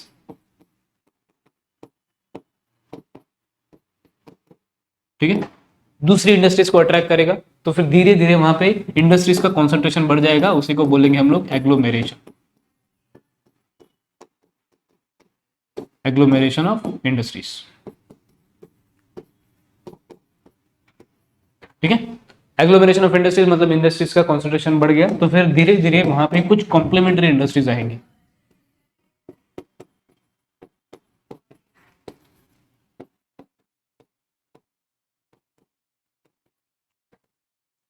Complementary industries का मतलब क्या, एक इंडस्ट्री दूसरी इंडस्ट्री को कॉम्प्लीमेंट करता है। जैसे सपोज करो अगर वहां पे उस एरिया में एग्जांपल के तौर पे देखते हैं कि अगर आयरन एंड स्टील इंडस्ट्री आ गया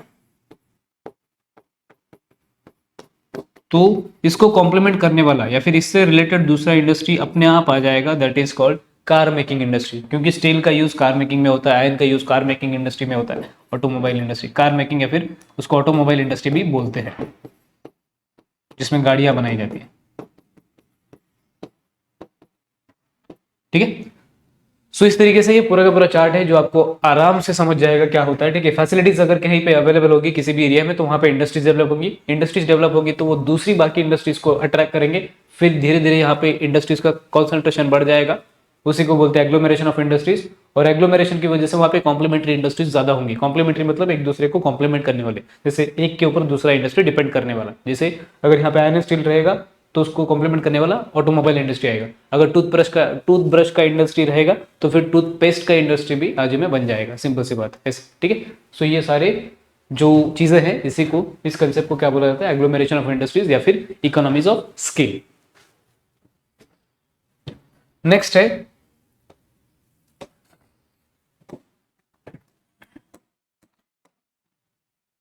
फूटलूज इंडस्ट्रीज।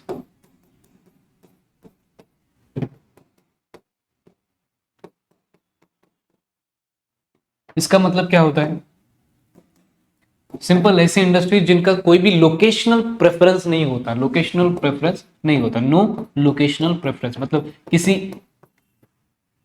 एक ही जगह पे ये होना चाहिए ऐसा कुछ नहीं होता, मतलब किसी एक ही लोकेशन पे सेट होना चाहिए ऐसा कुछ नहीं होता है। कब जब चाहे जब मर्जी हो तभी एक लोकेशन से उठा के दूसरे लोकेशन में ले जा सकते हैं। ठीक है, ऐसा है फूटलूज इंडस्ट्री।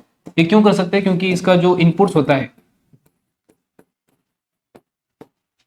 प्लस इसका जो आउटपुट होता है,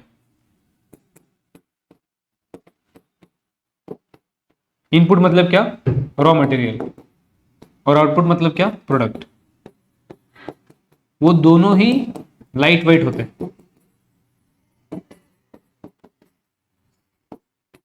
तो they can be easily transported.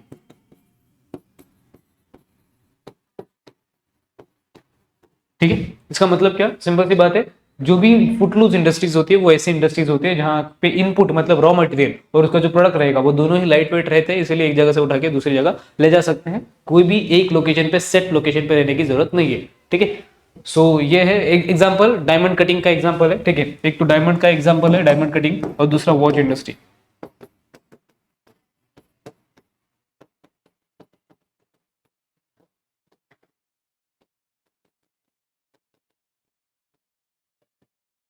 ठीक है, ये दो इंडस्ट्रीज में आप जब जैसे वॉच इंडस्ट्री का एग्जांपल लेंगे तो वॉच में जो छोटे छोटे पार्ट्स होते हैं वही रॉ मटेरियल हो जाता है, तो बहुत ही लाइट वेट होता है, और जो फाइनल प्रोडक्ट बनता है वॉच वो भी लाइट वेट होता है, तो एक जगह से दूसरी जगह उठा के लेके जा सकते हैं, लोकेशन फिट या फिर सेट लोकेशन की जरूरत नहीं है। ओके, सिंपल सी बात है, तो इन्हीं को फुटलूज इंडस्ट्रीज ऐसा बोला जाता है। ओके, नेक्स्ट एक छोटा सा मैप दिया है। ठीक है, ये भी देख लेते हैं। मैप नॉर्मली इंडस्ट्रियल रीजन्स के बारे में बताया, ठीक है, पूरी दुनिया में जो मेजर इंडस्ट्रियल रीजन्स है उनका लोकेशन बताया, और ये इंपॉर्टेंट है, इसके ऊपर मैप प्लॉटिंग के लिए आपको क्वेश्चन आ सकता है, इसलिए ये मैप को थोड़ा सा अच्छे से देख लेना, ठीक है। जैसे सपोज करो कि एक है यहाँ पे इंडिया में, जैसे छोटा नागपुर प्लेटू है, उसके बाद यहाँ पे यूरोप में ये वाला रूर रीजन है, उसके बाद यहाँ पे न्यूयॉर्क का रीजन है नॉर्थ अमेरिका में, मंचूरियन रीजन है जो अपना इधर है, क्या बोलते हैं उसको, चाइना में, ठीक है, ऐसे अलग अलग जगह है, ठीक है। तो इनको देख लेना अच्छे से लोकेशन, और थोड़ा बहुत प्रैक्टिस कर लेना, आपका काम हो जाएगा। इसके ऊपर कुछ क्वेश्चंस पूछे हैं वो तो देखेंगे हम लोग, लेकिन उससे पहले इंडस्ट्रियल रीजन क्या होता है वो देखते हैं, उसका डेफिनेशन देखते हैं।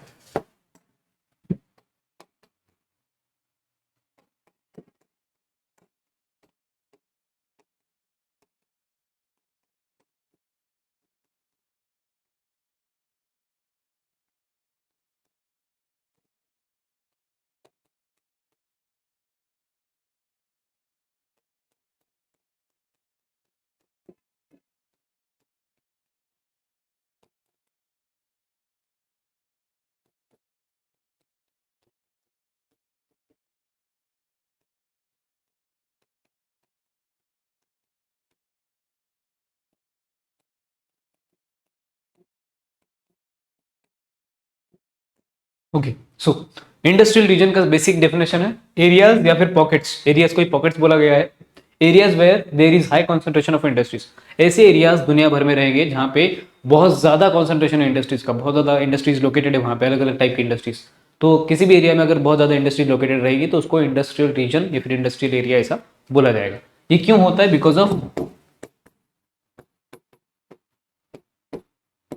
Because of Jio economic conditions.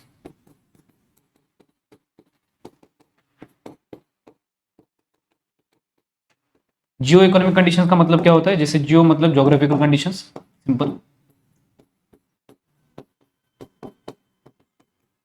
और इकोनॉमिक कंडीशंस मतलब हम लोगों ने देखा था इकोनॉमिक फैक्टर्स, जैसे कि सपोज करो प्रॉक्सिमिटी तो मार्केट वगैरह देखा था, लेकिन इकोनॉमिक फैक्टर्स में क्या आता है? लैंड आता है, लेबर आता है, आप लोगों ने इकोनॉमिक्स में पढ़ा होगा, land, labour, capital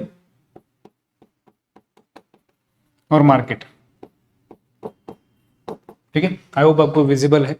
so land, labour, capital, market. Land मतलब लैंड, नॉर्मल सिंपल जमीन, लेबर मतलब वर्कर्स, कैपिटल मतलब मनी, और मार्केट मतलब normally market, availability of market. इन सारी चीजों का मेल अच्छे से हो जाता है, मतलब ये सारी चीजें किसी एरिया में पाई जाती है तो वहां पे इंडस्ट्रीज का लोकेशन बहुत ज्यादा बढ़ जाता है, इंडस्ट्रीज का कॉन्सेंट्रेशन बहुत ज्यादा बढ़ जाता है, तो फिर वो एरिया इंडस्ट्रियल रीजन के तौर पे उभर के आता है, उसको इंडस्ट्रियल रीजन कहा जाता है, ठीक है। कुछ ऐसा दिखता है जो बहुत सारी इंडस्ट्रीज का रीजन है, ठीक है। अभी पूरी दुनिया भर का जो मैप है वो यहाँ पे दिखा है, और इसके ऊपर कुछ क्वेश्चंस पूछे हैं वो एक देख लेते हैं। सबसे पहला क्वेश्चन जो है वो ये है कि in which hemisphere do you find more concentration of industries. अभी हेमिस्फेयर पूछा है, आपको एक बार रिवाइज करा देता हूं मैं, मतलब बेसिक क्या होता है, अर्थ का जो लोकेशन है, उसके बाद आपको क्लियर हो जाएगा, ठीक है। बिगड़ गया बेचारा। सो सपोज ये अर्थ है, ठीक है, और अर्थ के बीचों बीच से एक लाइन जाता है जिसको बोला जाता है इक्वेटर, और ये इक्वेटर की वजह से अर्थ को दो हिस्सों में डिवाइड किया जाता है, ठीक है। अर्थ का शेप कैसा है? स्फेयर के जैसा है, सर्कल स्फेयर के जैसा है। तो अगर बीचों बीच से अगर एक लाइन जाएगी जिसको इक्वेटर बोला जाएगा, तो वो अर्थ जो कि स्फेयर शेप का है वो दो हिस्सों में डिवाइड हो जाएगा, जिसको हाफ स्फेयर बोलेंगे या फिर हेमिस्फेयर बोलेंगे। तो ऊपर वाला जो रहेगा वो नॉर्दर्न हेमिस्फेयर,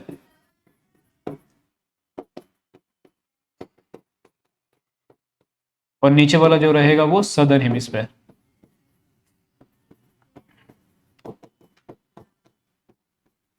ठीक है ऐसा। तो इक्वेटर की वजह से उसको दो हिस्सों में डिवाइड किया जाता है, नॉर्दर्न हेमिस्फेयर, सदर्न हेमिस्फेयर, ठीक है। सो अभी इस मैप में ध्यान से देखो ये कौन से हेमिस्फेयर में आता है। जैसे सपोज करो ये पूरा का पूरा वर्ल्ड का मैप है, तो ये अर्थ कवर करता है, और बीचों बीच से जो ये लाइन गुजर रही है यही है इक्वेटर, ठीक है। तो इक्वेटर दो हिस्से में डिवाइड कर रहा है अर्थ को, ऊपर वाला नॉर्दर्न हेमिस्फीयर, नीचे वाला southern hemisphere.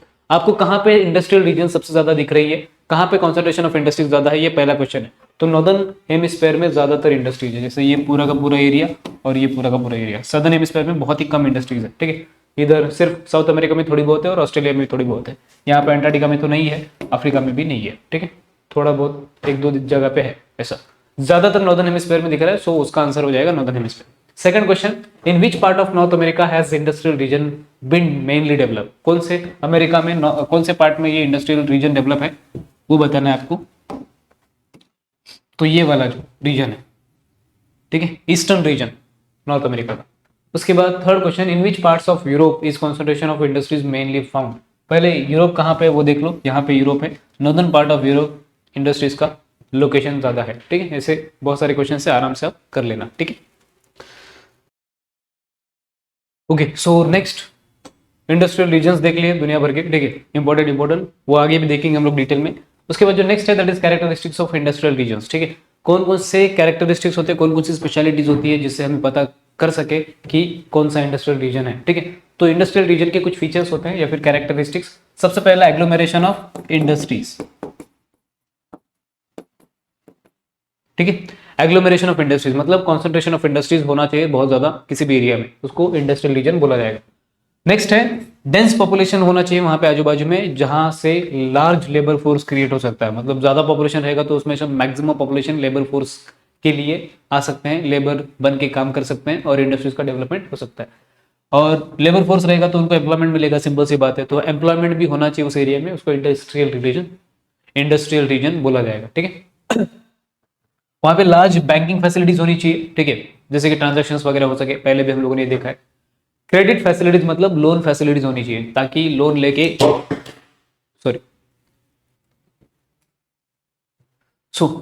Normally large banking facilities होनी चाहिए और दूसरा क्रेडिट फैसिलिटीज होनी चाहिए, ठीक है। बस थर्ड नेक्स्ट जो है that is excellent communication facilities होनी चाहिए। कम्युनिकेशन फैसिलिटीज मतलब अभी सिंपल सी बात है, जो सोशल मीडिया का जमाना है वहाँ पे फास्ट कम्युनिकेशन होता है, तो फास्ट तरीके से जो भी इंडस्ट्रियल डिसीजंस है वो लिया जा सकता है, फास्ट तरीके से कम्युनिकेट कर सकते हैं लोगों से, कंज्यूमर्स से वगैरह वगैरह, अलग अलग बिजनेसेस से, अलग अलग बिजनेसमैन से।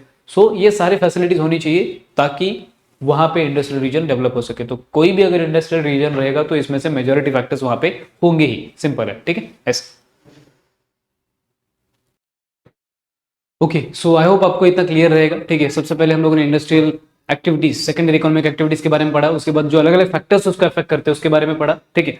उसके बाद हम लोगों ने इंडस्ट्रियल रीजन्स के बारे में पढ़ा, अलग अलग इंडस्ट्रीज के जो कंसेप्ट है उसके बारे में पढ़ा, यहाँ तक क्लियर रहेगा। आगे हम लोग जो इंडस्ट्रियल रीजन है दुनिया भर के उनको थोड़ा सा डिटेल में पढ़ेंगे, ठीक है। ओके, सो आगे का पार्ट भी कंप्लीट कर लेते हैं, जो भी बचा कुछ चैप्टर है वो कंप्लीट कर लेते हैं कॉम्प्रिहेंसिवली, ठीक है। सो नेक्स्ट दो बड़े बड़े बॉक्स दिए हैं जिसके बारे में हम लोग पढ़ेंगे। इसमें नॉर्मली इस दुनिया भर के जो भी इंडस्ट्रियल रीजन्स है उनके बारे में पढ़ाया है, बताया है, ठीक है। तो हम लोग इंडस्ट्रियल रीजन देखेंगे और वो मैप पे कहाँ लोकेटेड है वो देखेंगे, उसके कुछ फिजिकल फैक्टर्स जो उसको अफेक्ट करते हैं, ठीक है, मतलब वहाँ पे कौन कौन से ऐसे फैक्टर्स है जिसकी वजह से वहाँ पे लोकलाइजेशन हुआ, इंडस्ट्रियलाइजेशन हुआ है वो देखेंगे, कौन कौन से ह्यूमन फैक्टर्स अफेक्ट करते हैं वो देखेंगे, और मेजर इंडस्ट्रीज वहाँ पे उस इंडस्ट्रियल एरिया में कौन कौन से वो भी देखेंगे, ठीक है। सो स्टार्ट करते हैं। सबसे पहला जो है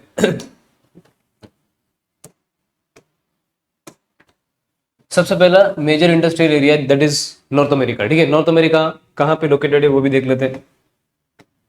ये देखो, ये नॉर्थ अमेरिका है पूरा का पूरा। सो नॉर्थ अमेरिका में न्यू इंग्लैंड है, न्यूयॉर्क है, मिड अटलांटिक रीज है, ईस्टर्न टेक्सास है, सदर्न कनाडा है, उसके बाद नॉर्थ वेस्टर्न रीजन है, वेस्टर्न रीजन है, ये सारे रीजन्स है। ये आपको याद करना है, ये मैप इंपॉर्टेंट है, ठीक है। इसके ऊपर डायरेक्टली क्वेश्चन आ सकता है मैप प्लॉटिंग के लिए, ठीक है। तो नॉर्थ अमेरिका के ये सारे इंडस्ट्रियल रीजन्स है। अभी उनके फीचर्स देख लेते हैं। सबसे पहला जो फिजिकल फैक्टर्स उनको अफेक्ट करते हैं that is vertical range of relief and climate. मतलब रिलीफ मतलब क्या होता है, जो भी जमीन से उठे हुए पार्ट्स होते हैं जैसे माउंटेन्स, प्लेट्यूज वगैरह वगैरह, ठीक है, उनको रिलीफ में काउंट किया जाता है, सिंपल सी बात, ठीक है। सो और क्लाइमेट अगर अच्छा हो, मॉडरेट हो, तो वहां पे इंडस्ट्रीज डेवलप करेंगी, सिंपल सी बात है, हम लोगों ने पहले देखा था। उसके बाद location of North America and Europe facing each other across Atlantic ocean. अभी सिंपल सी बात है, जो आप लोगों ने अगर ध्यान से देखा होगा तो यहाँ पे देखो, ये यूरोप है और ये नॉर्थ अमेरिका और यूरोप एक दूसरे को फेस कर रहे हैं, जिसकी वजह से ये दोनों के बीच में बहुत ज्यादा लेवल पे ट्रेड हो सकता है। ट्रेड तभी होगा जब इंडस्ट्रीज होगी, और इसीलिए वहां पे ट्रेड के मामले में, ट्रेड की वजह से वहां पे इंडस्ट्रीज बहुत ज्यादा लोकेटेड है। इंडस्ट्रीज की वजह से ट्रेड होता है, ट्रेड की वजह से और इंडस्ट्रीज बढ़ेंगी, ऐसा। उसके बाद rich reserves of mineral resources, वहां पे मिनरल रिसोर्सेस बहुत ज्यादा है। उसके बाद वहां पे एग्रीकल्चरल प्रोडक्ट्स भी as a raw material use किया जाता है, जैसे हम लोगों ने पहले भी देखा था, शुगर केन एक एग्रीकल्चरल प्रोडक्ट है, वो रॉ मटेरियल किसका होता है, शुगर इंडस्ट्री का। कॉटन एक एग्रीकल्चरल प्रोडक्ट है, वो रॉ मटेरियल किसका होता है, टेक्सटाइल इंडस्ट्री का, ऐसा। बहुत सारे लार्ज रिवर्स है वहाँ पे, ग्रेट लेक्स है जो वाटर सप्लाई करेंगे। हम लोगों ने देखा था फिजिकल फैक्टर जो अफेक्ट करेंगे, उसमें से वाटर एक था। Broken coast line, broken coast line का मतलब क्या होता है, मतलब सपोज करो ये छोटा सा एरिया है, तो ये वाला जो एरिया है सब ब्रोकन, और यहाँ पे सपोज समंदर है या फिर ओशन, तो ये कोस्ट लाइन हो जाएगा। ब्रोकन कोस्ट लाइन मतलब ऐसा टेढ़ा मेढ़ा, वो पोर्ट फैसिलिटीज डेवलप करने के लिए ज्यादा अच्छा होता है, ठीक है ऐसा। उसके बाद ह्यूमन फैक्टर्स कौन कौन से इंपॉर्टेंट है जो वहां पे इंडस्ट्रीज को बढ़ावा देते हैं। सबसे पहला ह्यूज कैपिटल, मतलब पैसा बहुत है नॉर्थ अमेरिका के पास, क्योंकि वहां पे दो टॉप के दो कंट्रीज आते हैं। टॉप के बोलने से अच्छा एक टॉप का कंट्री आता है, दैट इज अमेरिका, उसके बाद कनाडा और मेक्सिको, ऐसा, ठीक है। अमेरिका के पास तो बहुत पैसा है, सिंपल आपको बताइए। ह्यूज कैपिटल, कम्युनिकेशन फैसिलिटीज अच्छी है, एक्सपोर्ट फैसिलिटीज अच्छी है, उसके बाद स्किल्ड लेबर है, चीप लेबर और स्किल्ड लेबर मिलता है, दुनिया भर से अलग अलग लोग वहां पे काम करने के लिए जाते हैं। उसके बाद वास्ट मार्केट है, ओके, कोई भी चीज बेचने के लिए। उसके बाद इनलैंड वाटर है, रेलवे ट्रांसपोर्ट, पोर्ट्स फैसिलिटीज वगैरह वगैरह है, ठीक है। मेजर इंडस्ट्रीज कौन से है वो भी देख लेंगे। फूड एंड बेवरेजेस, फूड पर तो आपको पता ही होगा, बेवरेजेस मतलब जो भी ड्रिंक्स होते हैं, कोल्ड ड्रिंक्स वगैरह, ठीक है वो। ऑटोमोबाइल इंडस्ट्री मतलब कार वगैरह, ट्रक वगैरह, जो भी गाड़ियां बनाने की इंडस्ट्री होती है उसको ऑटोमोबाइल इंडस्ट्री बोला जाता है। एयरक्राफ्ट इंडस्ट्री है, मेटल फैब्रिकेशन है, पेट्रोकेमिकल है, स्टील इंडस्ट्री है, टेलीकम्युनिकेशन वगैरह वगैरह, बहुत सारी इंडस्ट्रीज थी, ठीक है। आप दो चार इंडस्ट्रीज का नाम याद रखोगे तो भी काम चल जाएगा, ठीक है। नेक्स्ट, यूरोप, अरे गड़बड़ा गया बेचारा।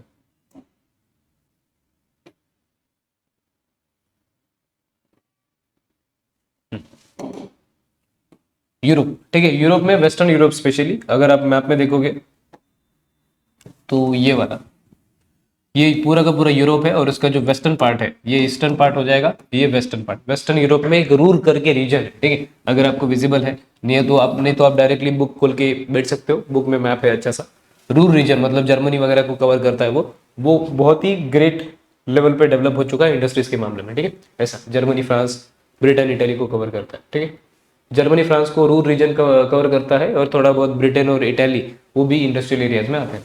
तो रूर रीजन में एक रिवर राइन है जो वाटर सप्लाई देगी, ठीक है। फिजिकल फैक्टर्स में रिवर आएगी, क्लाइमेट आएगा अच्छा खासा। उसके बाद कोल और आयरन रिजर्व्स बहुत ज्यादा पाए जाते हैं वहाँ पे रूर एरिया में, जो कि जर्मनी के आसपास है। वहाँ पे पेस्चर्स एंड मीडोज है। पेस्चर्स मतलब जो जहाँ पे चराया जाता है एनिमल्स को, तो वहाँ पे एनिमल हस्बेंड्री नाम का जो इंडस्ट्री रहेगा दैट विल बी डेवलप। उसके बाद नेचुरल हार्बर्स है, मतलब नॉर्मली जहाँ से पोर्ट फैसिलिटीज वगैरह, मतलब जहाज जहाज जहाँ पे आता है जाता है वैसी फैसिलिटीज, पोर्ट फैसिलिटीज डेवलप कर सकते हैं। ह्यूमन फैक्टर्स में ऑलमोस्ट सबका सेम ही रहेगा थोड़ा बहुत, ठीक है। जैसे लेबर रहेगा, मार्केट रहेगा, पोर्ट फैसिलिटीज रहेगी, ह्यूज डिमांड रहेगा। डिमांड एक इंपॉर्टेंट कंसेप्ट है। डिमांड रहेगा किसी भी चीज का तभी उसका प्रोडक्शन बहुत ज्यादा होगा और इंडस्ट्रीज बढ़ेगी, ऐसा। उसके बाद रेलवे और रोड नेटवर्क है, मैकेनाइजेशन मतलब मशीन्स का बहुत ज्यादा डेवलपमेंट हो चुका है, ठीक है। एग्जाम्पल के तौर पे बहुत सारी इंडस्ट्रीज है, जैसे कि सपोज करो non ferrous metal production. Ferrous, ferrous मतलब जो जिसमें आयन हो, नॉन फेरस मतलब जिसमें आयन ना हो, ऐसा। पेट्रोलियम, कोल, सीमेंट, फार्मास्यूटिकल्स, एरोस्पेस मतलब जो एरोप्लेन से रिलेटेड है, रेल ट्रांसपोर्टेशन इक्विपमेंट, पैसेंजर और कमर्शियल व्हीकल्स, ऐसे अलग अलग इंडस्ट्रीज वहां पे पाई जाती है, ठीक है, नॉर्मल है। Next, European Russia. अभी यहाँ पे नॉर्मली यूरोपियन रशिया थोड़ा सा अलग है, थोड़ा सा यूरोप का पार्ट आता है और थोड़ा सा रशिया का, ये वाला, ठीक है। ये सपोज ये पूरा का पूरा रशिया है और ये यूरोप का थोड़ा सा पार्ट, तो ये मॉस्को, तुला, व्लादिमीर ट्रायंगल वगैरह जो है वो यूरल वोल्गा रीजन जो है, जो ये छोटे छोटे रीजन दिखाई दे रहे हैं आपको, ठीक है, वो यूरोपियन एशिया में आते हैं। मतलब यूरोप का थोड़ा सा पार्ट आता है, एशिया का मेजोरिटी पार्ट आता है, इसलिए उसको यूरोपियन एशिया बोला जाता है। तो यूरोपियन एशिया में नॉर्मली वहाँ पे ऑयल फील्ड्स बहुत ज्यादा है। फिजिकल फैक्टर्स कौन कौन से अफेक्ट करते हैं, तो एक तो ऑयल फील्ड्स बहुत ज्यादा है, तो ऑयल इंडस्ट्री डेवलप होगा, ऑयल इंडस्ट्री की वजह से बाकी की इंडस्ट्री डेवलप होगी। उसके बाद वहाँ पे कोल फील्ड्स भी है बहुत ज्यादा, कोल फील्ड्स मतलब जहाँ पे कोल पाया जाता है, ठीक है। उसके बाद आयन और माइंस है। माइनिंग, मैंने बोला था आपको माइनिंग बताते समय, माइनिंग का पॉइंट, जहाँ पे माइनिंग रहेगा वहाँ पे इंडस्ट्रीज डेवलप होगी, इंडस्ट्री डेवलप होगी तो और ज्यादा डेवलपमेंट आएगा। क्लाइमेट अच्छा है, वोल्गा रिवर भी है, अगर आप लोगों ने देखा होगा, अभी हम लोगों ने देखा था इसमें, देखो यहाँ पे यूराल और वोल्गा रिवर, वोल्गा रीजन जो है वो वहाँ पे वोल्गा रिवर है, तो वाटर सप्लाई अच्छा खासा मिल जाता है, सिंपल सी बात। उसके बाद यहाँ पे ह्यूमन फैक्टर्स कौन कौन से अफेक्ट करते हैं, हाई पॉपुलेशन और गुड कम्युनिकेशन फैसिलिटी, ठीक है, सिंपल। रेलवेज भी है अच्छा खासा, और कौन कौन सी इंडस्ट्रीज है, तो machines, refineries, textile, electrical, automobile, agriculture machinery वगैरह वगैरह, ठीक है। सिर्फ इंडस्ट्रीज का नाम लास्ट में दिया है। अदर रीजन्स में स्कैंडिनेवियन कंट्रीज आती है। स्कैंडिनेवियन कंट्रीज मतलब जो टॉप के हैं, जैसे एक तो स्कैंडिनेवियन कंट्रीज आप लोगों ने सुना होगा क्रिकेट की भाषा में, क्रिकेट की जगत में स्कैंडिनेवियन कंट्रीज थोड़ा बहुत फेमस है। उसके बाद स्विट्जरलैंड, इसका भी नाम सुना होगा। लेकिन सबसे पहले स्कैंडिनेवियन देखते हैं कहाँ पे, ये वाला जो रीजन है, ठीक है, स्कैंडिनेवियन कंट्रीज, जहाँ पे नॉर्वे आता है, फिनलैंड आता है, डेनमार्क आता है, वो सारी कंट्रीज स्कैंडिनेवियन कंट्रीज कहलाती हैं, ठीक है। और स्विट्जरलैंड कहाँ पे है, तो स्विट्जरलैंड यहाँ पे इधर नीचे की साइड है, यूरोप में नीचे की साइड, ठीक है, स्विट्जरलैंड वगैरह, इटली वगैरह।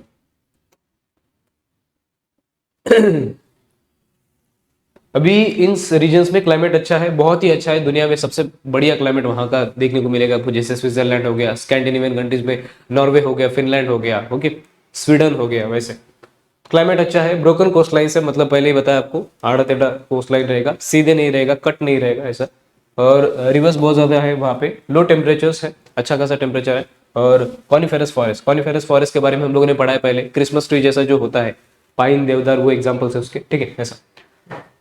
तो ये सारे जो फिजिकल फैक्टर्स है वो अफेक्ट करते हैं वहाँ पे इंडस्ट्री के ग्रोथ को। उसके बाद जो ह्यूमन फैक्टर्स है उसमें से सबसे पहला लिमिटेशन इन एग्रीकल्चर, मतलब वहाँ पे एग्रीकल्चर ज़्यादा नहीं किया जा सकता, ठीक है। तो एग्रीकल्चर नहीं किया जा सकता तो वहाँ पे एनिमल हस्बेंड्री ज़्यादा होता है, क्योंकि वहाँ पे ग्रास लैंड बहुत ज़्यादा है, ठीक है। एडवांस टेक्नोलॉजी यूज़ किया जाता है वहाँ पे, लेस पॉपुलेशन है, तो ये सारे फैक्टर्स की वजह से अच्छा खासा इंडस्ट्रीज का ग्रोथ है, थोड़ा बहुत है, ज़्यादा नहीं है लेकिन थोड़ा बहुत है। स्पेशली यहाँ पे chemical industry, iron steel industry, zinc industry, watches industry और डेयरी इंडस्ट्री भी फेमस है, क्योंकि वहाँ पे एनिमल हस्बेंड्री ज़्यादा होता है, ठीक है। देन नेक्स्ट देखते हैं,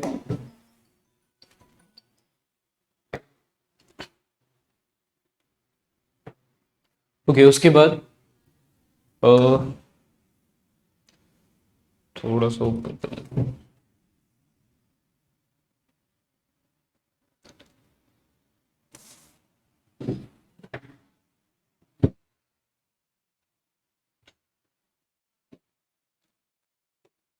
उसके बाद जो नेक्स्ट है दैट इज एशिया। एशिया में चाइना रीजन, उसके बारे में बताया है, ठीक है। चाइना रीजन आपको पता होगा, खतरनाक सा अपने बाजू वाला, ठीक है।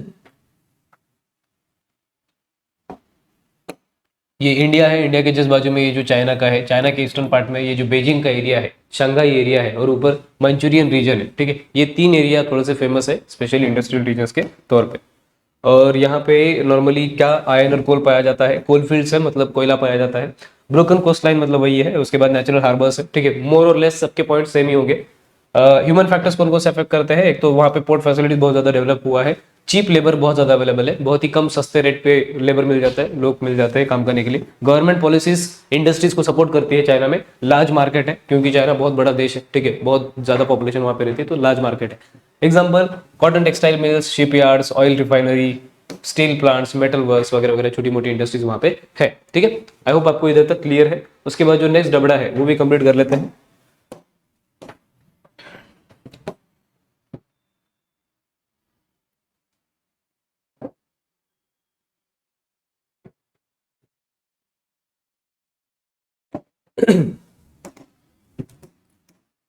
जापान का एरिया बताया है, जापान में जो टोक्यो वगैरह है,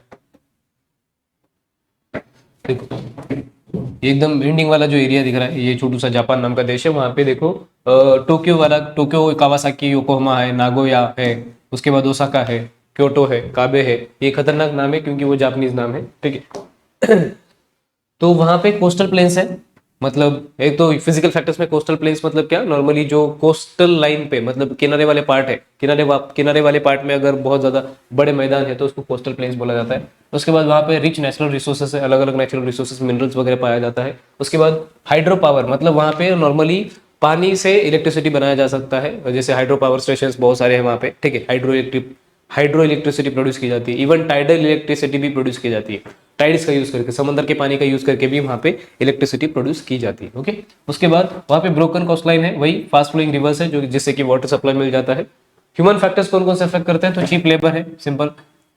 इंफ्रास्ट्रक्चर बहुत तगड़ा डेवलप है, ठीक है। ऐसा बोला जाता है कि जापान 2050 में जी रहा है, तो वहाँ पे अच्छा खासा इंफ्रास्ट्रक्चर डेवलप है। मार्केट अवेलेबिलिटी बहुत ज्यादा है, वहाँ पे ट्रांसपोर्टेशन सिस्टम अच्छा है, पोर्ट फैसिलिटीज अच्छी है, जिससे कि ट्रेड किया जा सकता है। तो इन सारे फैक्टर्स की वजह से, ह्यूमन फैक्टर्स की वजह से भी वहाँ पे इंडस्ट्रीज बड़ी डेवलप हुई है। एग्जाम्पल के तौर पे कौन कौन सी मेजर इंडस्ट्रीज है, तो इलेक्ट्रिकल इंजीनियरिंग इंडस्ट्री है, रेडियो टेलीविजन सेट्स का इंडस्ट्री है, वॉशिंग मशीन का इंडस्ट्री है, रेफ्रिजरेटर, कंप्यूटर वगैरह वगैरह, ठीक है। नेक्स्ट अपना इंडिया, अपना प्यारा भारत। भारत में बहुत सारे एरियाज हैं जो इंडस्ट्रियल एरियाज के तौर पे उभरे हैं।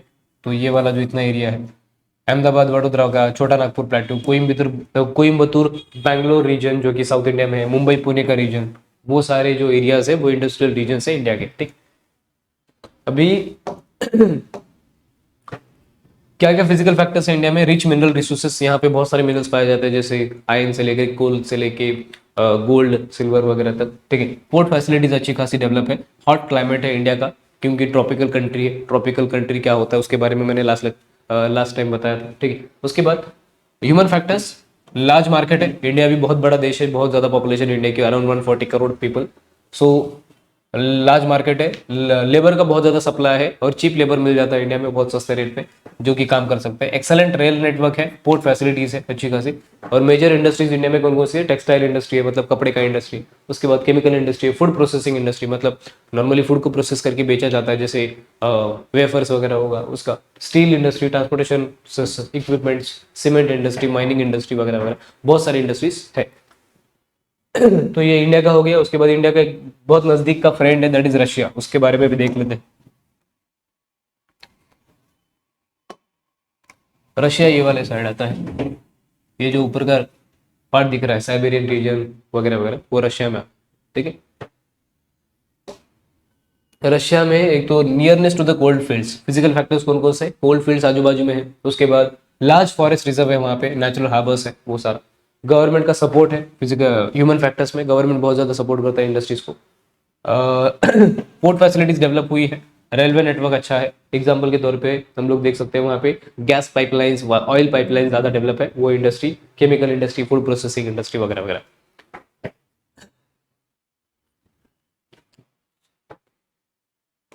Next, east Asia. East Asia में साउथ कोरिया वगैरह आता है, जैसे इधर देख सकते हैं साउथ कोरिया। हाँ, ईस्ट एशिया में ये साउथ कोरिया वगैरह रीजन। ठीक है, मतलब जस्ट जापान के बाजू में। ठीक है, वो वाला रीजन।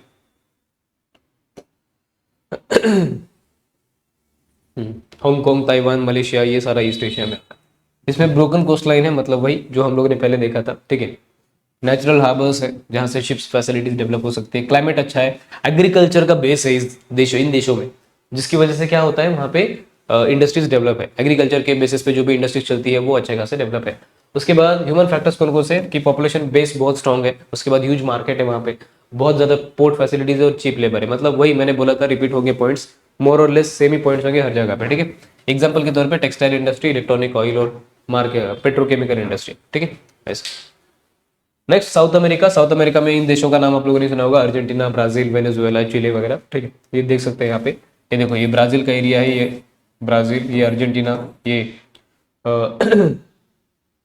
वेनेजुएला का ये एरिया है, और ये चिली का एरिया है। ये साउथ अमेरिकन कॉन्टिनेंट में जो छोटे छोटे देश है, वो उन देशों में छोटे छोटे इंडस्ट्रियल रीजन्स है। तो वहाँ पे फर्टाइल प्लेन है, एक तो फिजिकल फैक्टर्स में अच्छा खासा प्लेन है, प्लेन एरिया है, फर्टाइल है, मतलब वहाँ पे एग्रीकल्चर किया जा सकता है। उसके बाद कोस्टल रीजन, मतलब किनारे वाला पार्ट है, मतलब वहाँ पे पोर्ट्स डेवलप करके शिप से हम लोग ट्रेड कर सकते हैं। ग्रेजिंग ग्राउंड है जहाँ पे एनिमल हस्बेंड्री पॉसिबल है। उसके बाद फेवरेबल क्लाइमेट है वहाँ का। मिनरल ऑयल बहुत ज़्यादा अवेलेबल है वहाँ पे, अर्जेंटीना नाम का जो देश है वहाँ पे मिनरल ऑयल अच्छा खासा मिलता है। उसके बाद ह्यूमन फैक्टर्स में कॉस्ट ऑफ लेबर बहुत कम है, लो कॉस्ट लेबर मिल जाता है, गवर्नमेंट प्रमोट करता है इंडस्ट्रीज को। ठीक है, उसके बाद वहाँ पे पोर्ट फैसिलिटीज और डॉकयार्ड फैसिलिटी। डॉकयार्ड मतलब जहाँ पे माल जो सामान रहेगा वो डायरेक्टली शिप में उतारा जाता है, ऐसे भरा जाता है। एग्जाम्पल के तौर पे बहुत सारी beverage industry, chemical industry, metallurgy. Metallurgy मतलब जहाँ पे जमीन से जो भी मिनरल्स, मेटल्स मिलते हैं उनको शुद्ध किया जाता है, सेपरेट किया जाता है, शुद्ध किया जाता है, उसी को मेटलर्जी बोलते हैं ऐसे। नेक्स्ट, दुनिया में सबसे ज्यादा खतरनाक नहीं बोल सकते, लेकिन बहुत ज्यादा ऐसा कॉन्टिनेंट जहाँ पे बहुत ज्यादा मिनरल्स मिल सकते हैं और मिलते हैं। ठीक है, जैसे अफ्रीका, उसका नाम अफ्रीका। अफ्रीका में बहुत सारे देश है, फिर भी देख लेते हैं कौन कौन से इंडस्ट्रियल रीजन है। जैसे एक घाना है, कॉन्गो है, जाम्बिया है, किम्बरली है। ठीक है, उसके बाद ये विटवर्थ स्टैंड है, और हाँ, इतने मेजर यही है, साउथ अफ्रीका में ज्यादातर है। वैरायटी ऑफ मिनरल्स पाया जाता है, जैसे कि मैंने बोला। ठीक है, बहुत सारे मिनरल्स पाए जाते हैं। 75% of the gold in the world is found in this continent. इस पूरी दुनिया में जो 100% गोल्ड मिलता है उसमें से 75% गोल्ड सिर्फ इस अकेले कॉन्टिनेंट में मिलता है। आप लोगों को पता होगा, ज्यादा गोल्ड, हीरे वगैरह, डायमंड्स वगैरह यहाँ पे मिलते हैं। वास्ट लैंड बहुत बड़ी है ताकि वहाँ पे इंडस्ट्री सेटअप किया जा सके। फॉरेस्ट अवेलेबल है ताकि जो पोर्ट फैसिलिटीज है, पोर्ट फैसिलिटीज के लिए जो भी, या फिर शिप फैसिलिटीज के लिए, शिप बनाने के लिए जो भी लकड़ी लगती है मतलब वुड लगता है वो अवेलेबल होगा ऐसा। उसके बाद मार्केट ओरिएंटेड प्रोडक्शन होता है, मतलब जैसा डिमांड होता है वैसा ये लोग प्रोडक्शन करते हैं डिमांड के हिसाब से। उसके बाद लार्ज इन्वेस्टमेंट्स, अलग अलग देश जैसे चाइना, इंडिया वगैरह, ऐसे बड़े बड़े देशों ने, अमेरिका वगैरह ऐसे बड़े बड़े देशों ने वहाँ पे छोटी मोटी इंडस्ट्रीज बनाई है, ठीक है, इन्वेस्टमेंट किया है।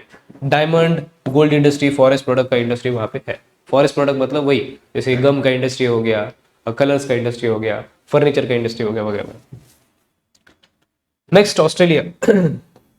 ऑस्ट्रेलिया को अगर देखेंगे तो एक तो सदर्न पार्ट में और ईस्टर्न पार्ट में स्पेशली ऑस्ट्रेलिया के इंडस्ट्रियल रीजन्स हैं।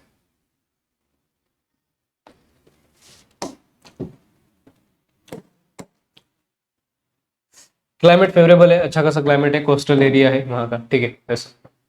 उसके बाद वहाँ पे एक तो ह्यूमन फैक्टर्स में लेबर का अवेलेबिलिटी है, पोर्ट फैसिलिटीज है, मार्केट है, वही चीज़ें रिपीट हुई है। और इंडस्ट्रीज का एग्जांपल देखेंगे तो वहाँ पे food industry, beverage industry, beverage मतलब बताया था कोल्ड ड्रिंक वगैरह वैसा, टेक्सटाइल इंडस्ट्री वगैरह है।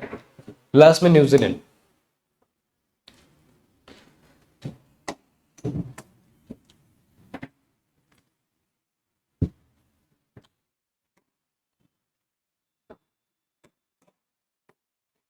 न्यूजीलैंड को देखेंगे तो ये इधर वाला पार्ट आता है न्यूजीलैंड,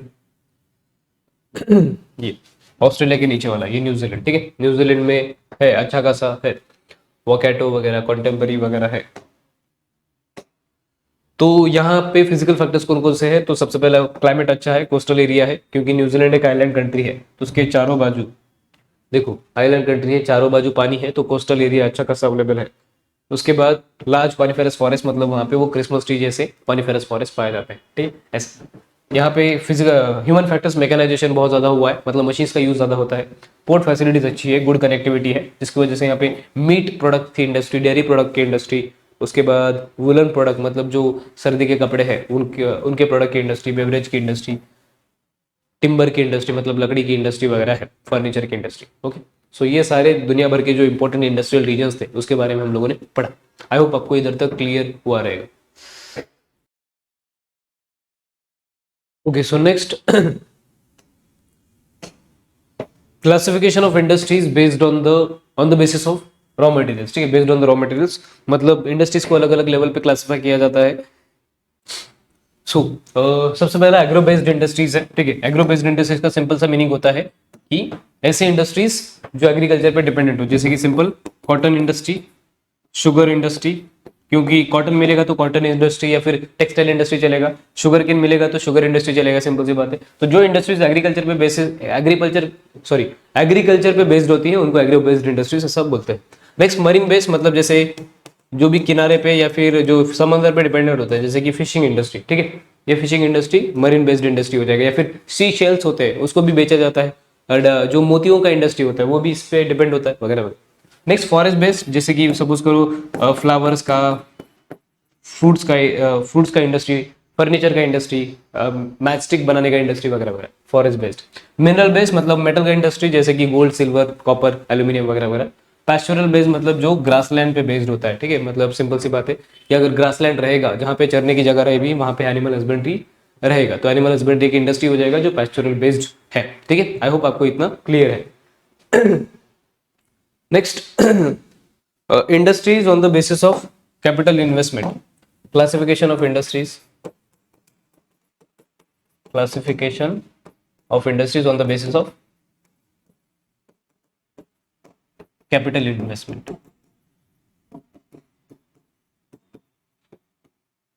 ठीक है, ये एक इंपॉर्टेंट पॉइंट है। ओके सो इधर दिया है इस डबड़े में, थोड़ा सा अच्छे से देख लेते इसको, इस छोटे से बॉक्स में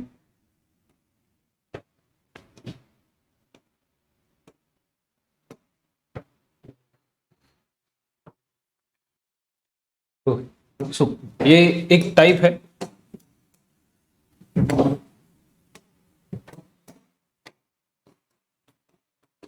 तीन टाइप की इंडस्ट्रीज होती है। एक लार्ज इंडस्ट्रीज होती है, ठीक है, on the basis of capital investment. Large industries में कैसा आएगा, कौन कौन आएगा, cement industry, cotton industry, textile industry, बड़ी बड़ी इंडस्ट्रीज, पेट्रोकेमिकल इंडस्ट्रीज वगैरह वगैरह, ठीक है, जिनका कैपिटल इन्वेस्टमेंट, जिनका पैसे का इन्वेस्टमेंट बहुत ज्यादा है। उसके बाद दूसरा आएगा एमएसएमई, मतलब माइक्रो स्मॉल मीडियम एंटरप्राइजेस, ठीक है, एमएसएमई। और तीसरा है स्मॉल इंडस्ट्रीज, या फिर एकदम कॉटेज इंडस्ट्रीज, स्मॉल नहीं बोल सकते डायरेक्टली, कॉटेज इंडस्ट्रीज, कॉटेज या फिर हाउस होल्ड इंडस्ट्रीज, ठीक है। ऐसा 3 टाइप का होता है। लार्ज मतलब बहुत ज्यादा कैपिटल इन्वेस्टमेंट है, पैसा बहुत ज्यादा लगाया है। एमएसएमई मतलब मीडियम लेवल का है, उसको डिटेल में देखेंगे हम लोग। कॉटेज इंडस्ट्री मतलब एकदम लो लेवल पे, विलेज लेवल पे या फिर ग्राउंड लेवल पे, जैसे छोटे मोटे जैसे अगरबत्ती का बिजनेस हो गया या फिर छोटा मोटा पॉट का बिजनेस हो गया, पॉट बनाने का, मटका बनाने का वगैरह, ठीक है ऐसा। तो माइक्रो, इसमें इसको थोड़ा सा डिटेल में देखते हैं। एमएसएमई मतलब micro small medium enterprises. Micro industry जो रहेगा उसमें इन्वेस्टमेंट जो रहेगा प्लांट और मशीनरी में, प्लांट मतलब फैक्ट्री होता है, मशीनरी मतलब मशीन, तो वो 25 लाख को एक्सीड नहीं करना चाहिए, 25 लाख से कम होना चाहिए। इन्वेस्टमेंट इन इक्विपमेंट्स, जो बाकी के इक्विपमेंट्स लगेंगे, जो भी मशीनरी वगैरह लगेगा, छोटा मोटा चीज लगेगा, उसमें इन्वेस्टमेंट 10 लाख से आगे नहीं जाना चाहिए। जैसे कि पेन बनाने का इंडस्ट्री, डेयरी प्रोडक्ट का इंडस्ट्री, दही दूध वगैरह बनाने का इंडस्ट्री। स्मॉल इंडस्ट्री में क्या क्या आ जाएगा, more than 25 lakh but less than 5 crore, ठीक है। 25 लाख से ज्यादा लेकिन 5 करोड़ से कम प्लांट और मशीनरी में इन्वेस्टमेंट चाहिए। और आपका इक्विपमेंट्स में investment more than 10 lakh but less than 2 crore, ऐसा, ठीक है। जैसे बॉटल बनाने का इंडस्ट्री, स्मॉल टॉयज बनाने का इंडस्ट्री, पेपर बनाने का इंडस्ट्री, ऐसा। देन नेक्स्ट मीडियम इंडस्ट्री क्या होता है, जो मोर देन 5 करोड़ और लेस देन 10 करोड़, 5 से 10 करोड़ के बीच में इसका इन्वेस्टमेंट चाहिए प्लांट और मशीनरी में, ठीक है। और जो इन्वेस्टमेंट इन इक्विपमेंट्स होना चाहिए वो 2 से 5 करोड़ के बीच में होना चाहिए। जैसे साइकिल बनाने का industry, TV industry, radio industry, ठीक है। आई होप इतना आपको क्लियर है। टाइप्स ऑफ इंडस्ट्री या फिर classification of industries on the basis of capital investment. इससे पहले क्या देखा, on the basis of source of raw material, ठीक है। यस, ओके, सो नेक्स्ट है classification based on the nature of output. जो भी आउटपुट निकलेगा, ठीक है, जिस जो भी रॉ मटेरियल हम लोग डालेंगे इंडस्ट्री में, उससे जो भी आउटपुट निकलेगा उसके बेसिस पे उस इंडस्ट्रीज के 3 क्लासिफिकेशन है, 3 टाइप्स है। सबसे पहला जो टाइप है दैट इज बेसिक इंडस्ट्री या फिर उसको हेवी इंडस्ट्री भी बोला जाता है, ठीक है। इसके जो प्रोडक्ट्स होते हैं, its products are use for other industries.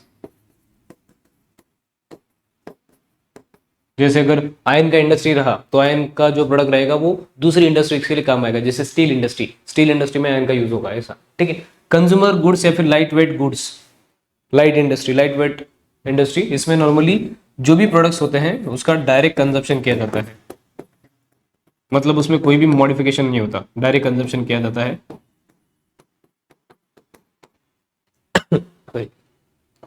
जैसे कि वॉच इंडस्ट्री, डायमंड इंडस्ट्री वगैरह वगैरह, ठीक है। नेक्स्ट एंसेलरी इंडस्ट्री में इसके जो प्रोडक्ट्स होते हैं,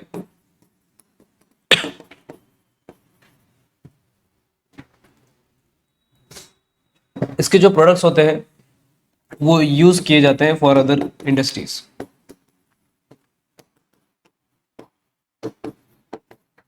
ठीक है। सॉरी, जैसे एक इंडस्ट्री रहा टायर बनाने का इंडस्ट्री, तो उसका प्रोडक्ट क्या रहेगा, टायर।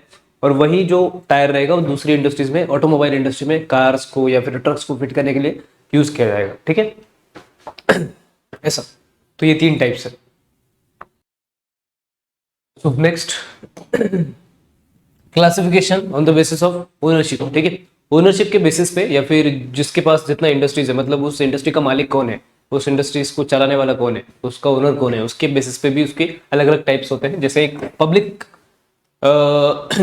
सेक्टर का इंडस्ट्री होता है। पब्लिक सेक्टर में नॉर्मली जो कंट्रोल होता है वो गवर्नमेंट का होता है, ठीक है। जैसे कि भेल मतलब खाने वाला भेल नहीं, भेल नाम का एक इंडस्ट्री है, भारत हेवी इलेक्ट्रिकल लिमिटेड, ऐसा उसका फुल फॉर्म है, Bharat heavy electrical limited.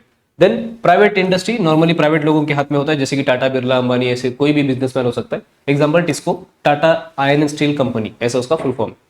Next joint sector मतलब क्या होता है, जहां पे पब्लिक प्लस प्राइवेट होता है, मतलब कुछ हिस्सा पब्लिक का रहेगा, गवर्नमेंट का रहेगा, और कुछ हिस्सा प्राइवेट लोगों का रहेगा। जैसे अगर सपोज करो अंबानी और मोदी जी गवर्नमेंट की तरफ से, अंबानी प्राइवेट इंसान है, तो दोनों मिलकर अगर कोई इंडस्ट्री चलाएंगे तो वो फिर जॉइंट सेक्टर का इंडस्ट्री कहलाएगा, ठीक है। एग्जांपल के तौर पे महाराष्ट्र नेचुरल गैस लिमिटेड, जो पब्लिक प्लस प्राइवेट दोनों जॉइंट सेक्टर बन के ओनरशिप से चलाते हैं इंडस्ट्री, ठीक है। नेक्स्ट कोऑपरेटिव सेक्टर में अमूल है। कोऑपरेटिव सेक्टर मतलब बहुत सारे छोटे छोटे जो लोग होते हैं या फिर जो लो लेवल पे या फिर हाई लेवल पे जो भी रहेगा, ठीक, बहुत सारे लोग इकट्ठा आके कोऑपरेटिव बनाते हैं और वो एक इंडस्ट्री को चलाते हैं। जैसे अमूल, आप लोगों ने नाम सुना होगा, अमूल मिल्क इंडस्ट्री, ठीक है। तो आनंद मिल्क यूनियन लिमिटेड, ऐसा उसका फुल फॉर्म है।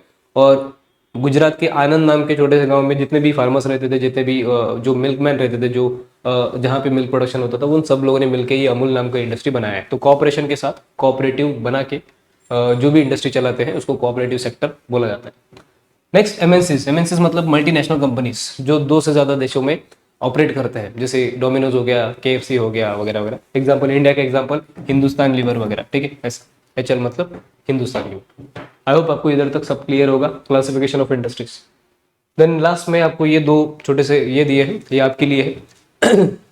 ये देखो यहाँ पे इस लोगोस दिया है 3, जैसे एक मेक इन इंडिया का, डिजिटल इंडिया का, स्टार्टअप इंडिया। ये गवर्नमेंट की स्कीम्स है, इनके बारे में आपको थोड़ा बहुत लिखना है, गूगल से सर्च करके लिख लेना, सिंपल है, ठीक है। और लास्ट में ये टाइप्स ऑफ इंडस्ट्री जो हम लोगों ने देखा, कैपिटल इन्वेस्टमेंट के बेसिस पे, ओनरशिप के बेसिस पे, रॉ मटेरियल के बेसिस पे और नेचर ऑफ आउटपुट के बेसिस पे, उसी को समराइज वे में शॉर्ट फॉर्म में दिया है, ठीक है। सो आई होप आपको पूरा जो लेक्चर है वो समझ में आया होगा और सारे कंसेप्ट क्लियर होंगे। तो अपना जो 5th लेसन है, 5th चैप्टर है, वो कॉम्प्रहेंसिवली 1 शॉट में कवर हो जाता है।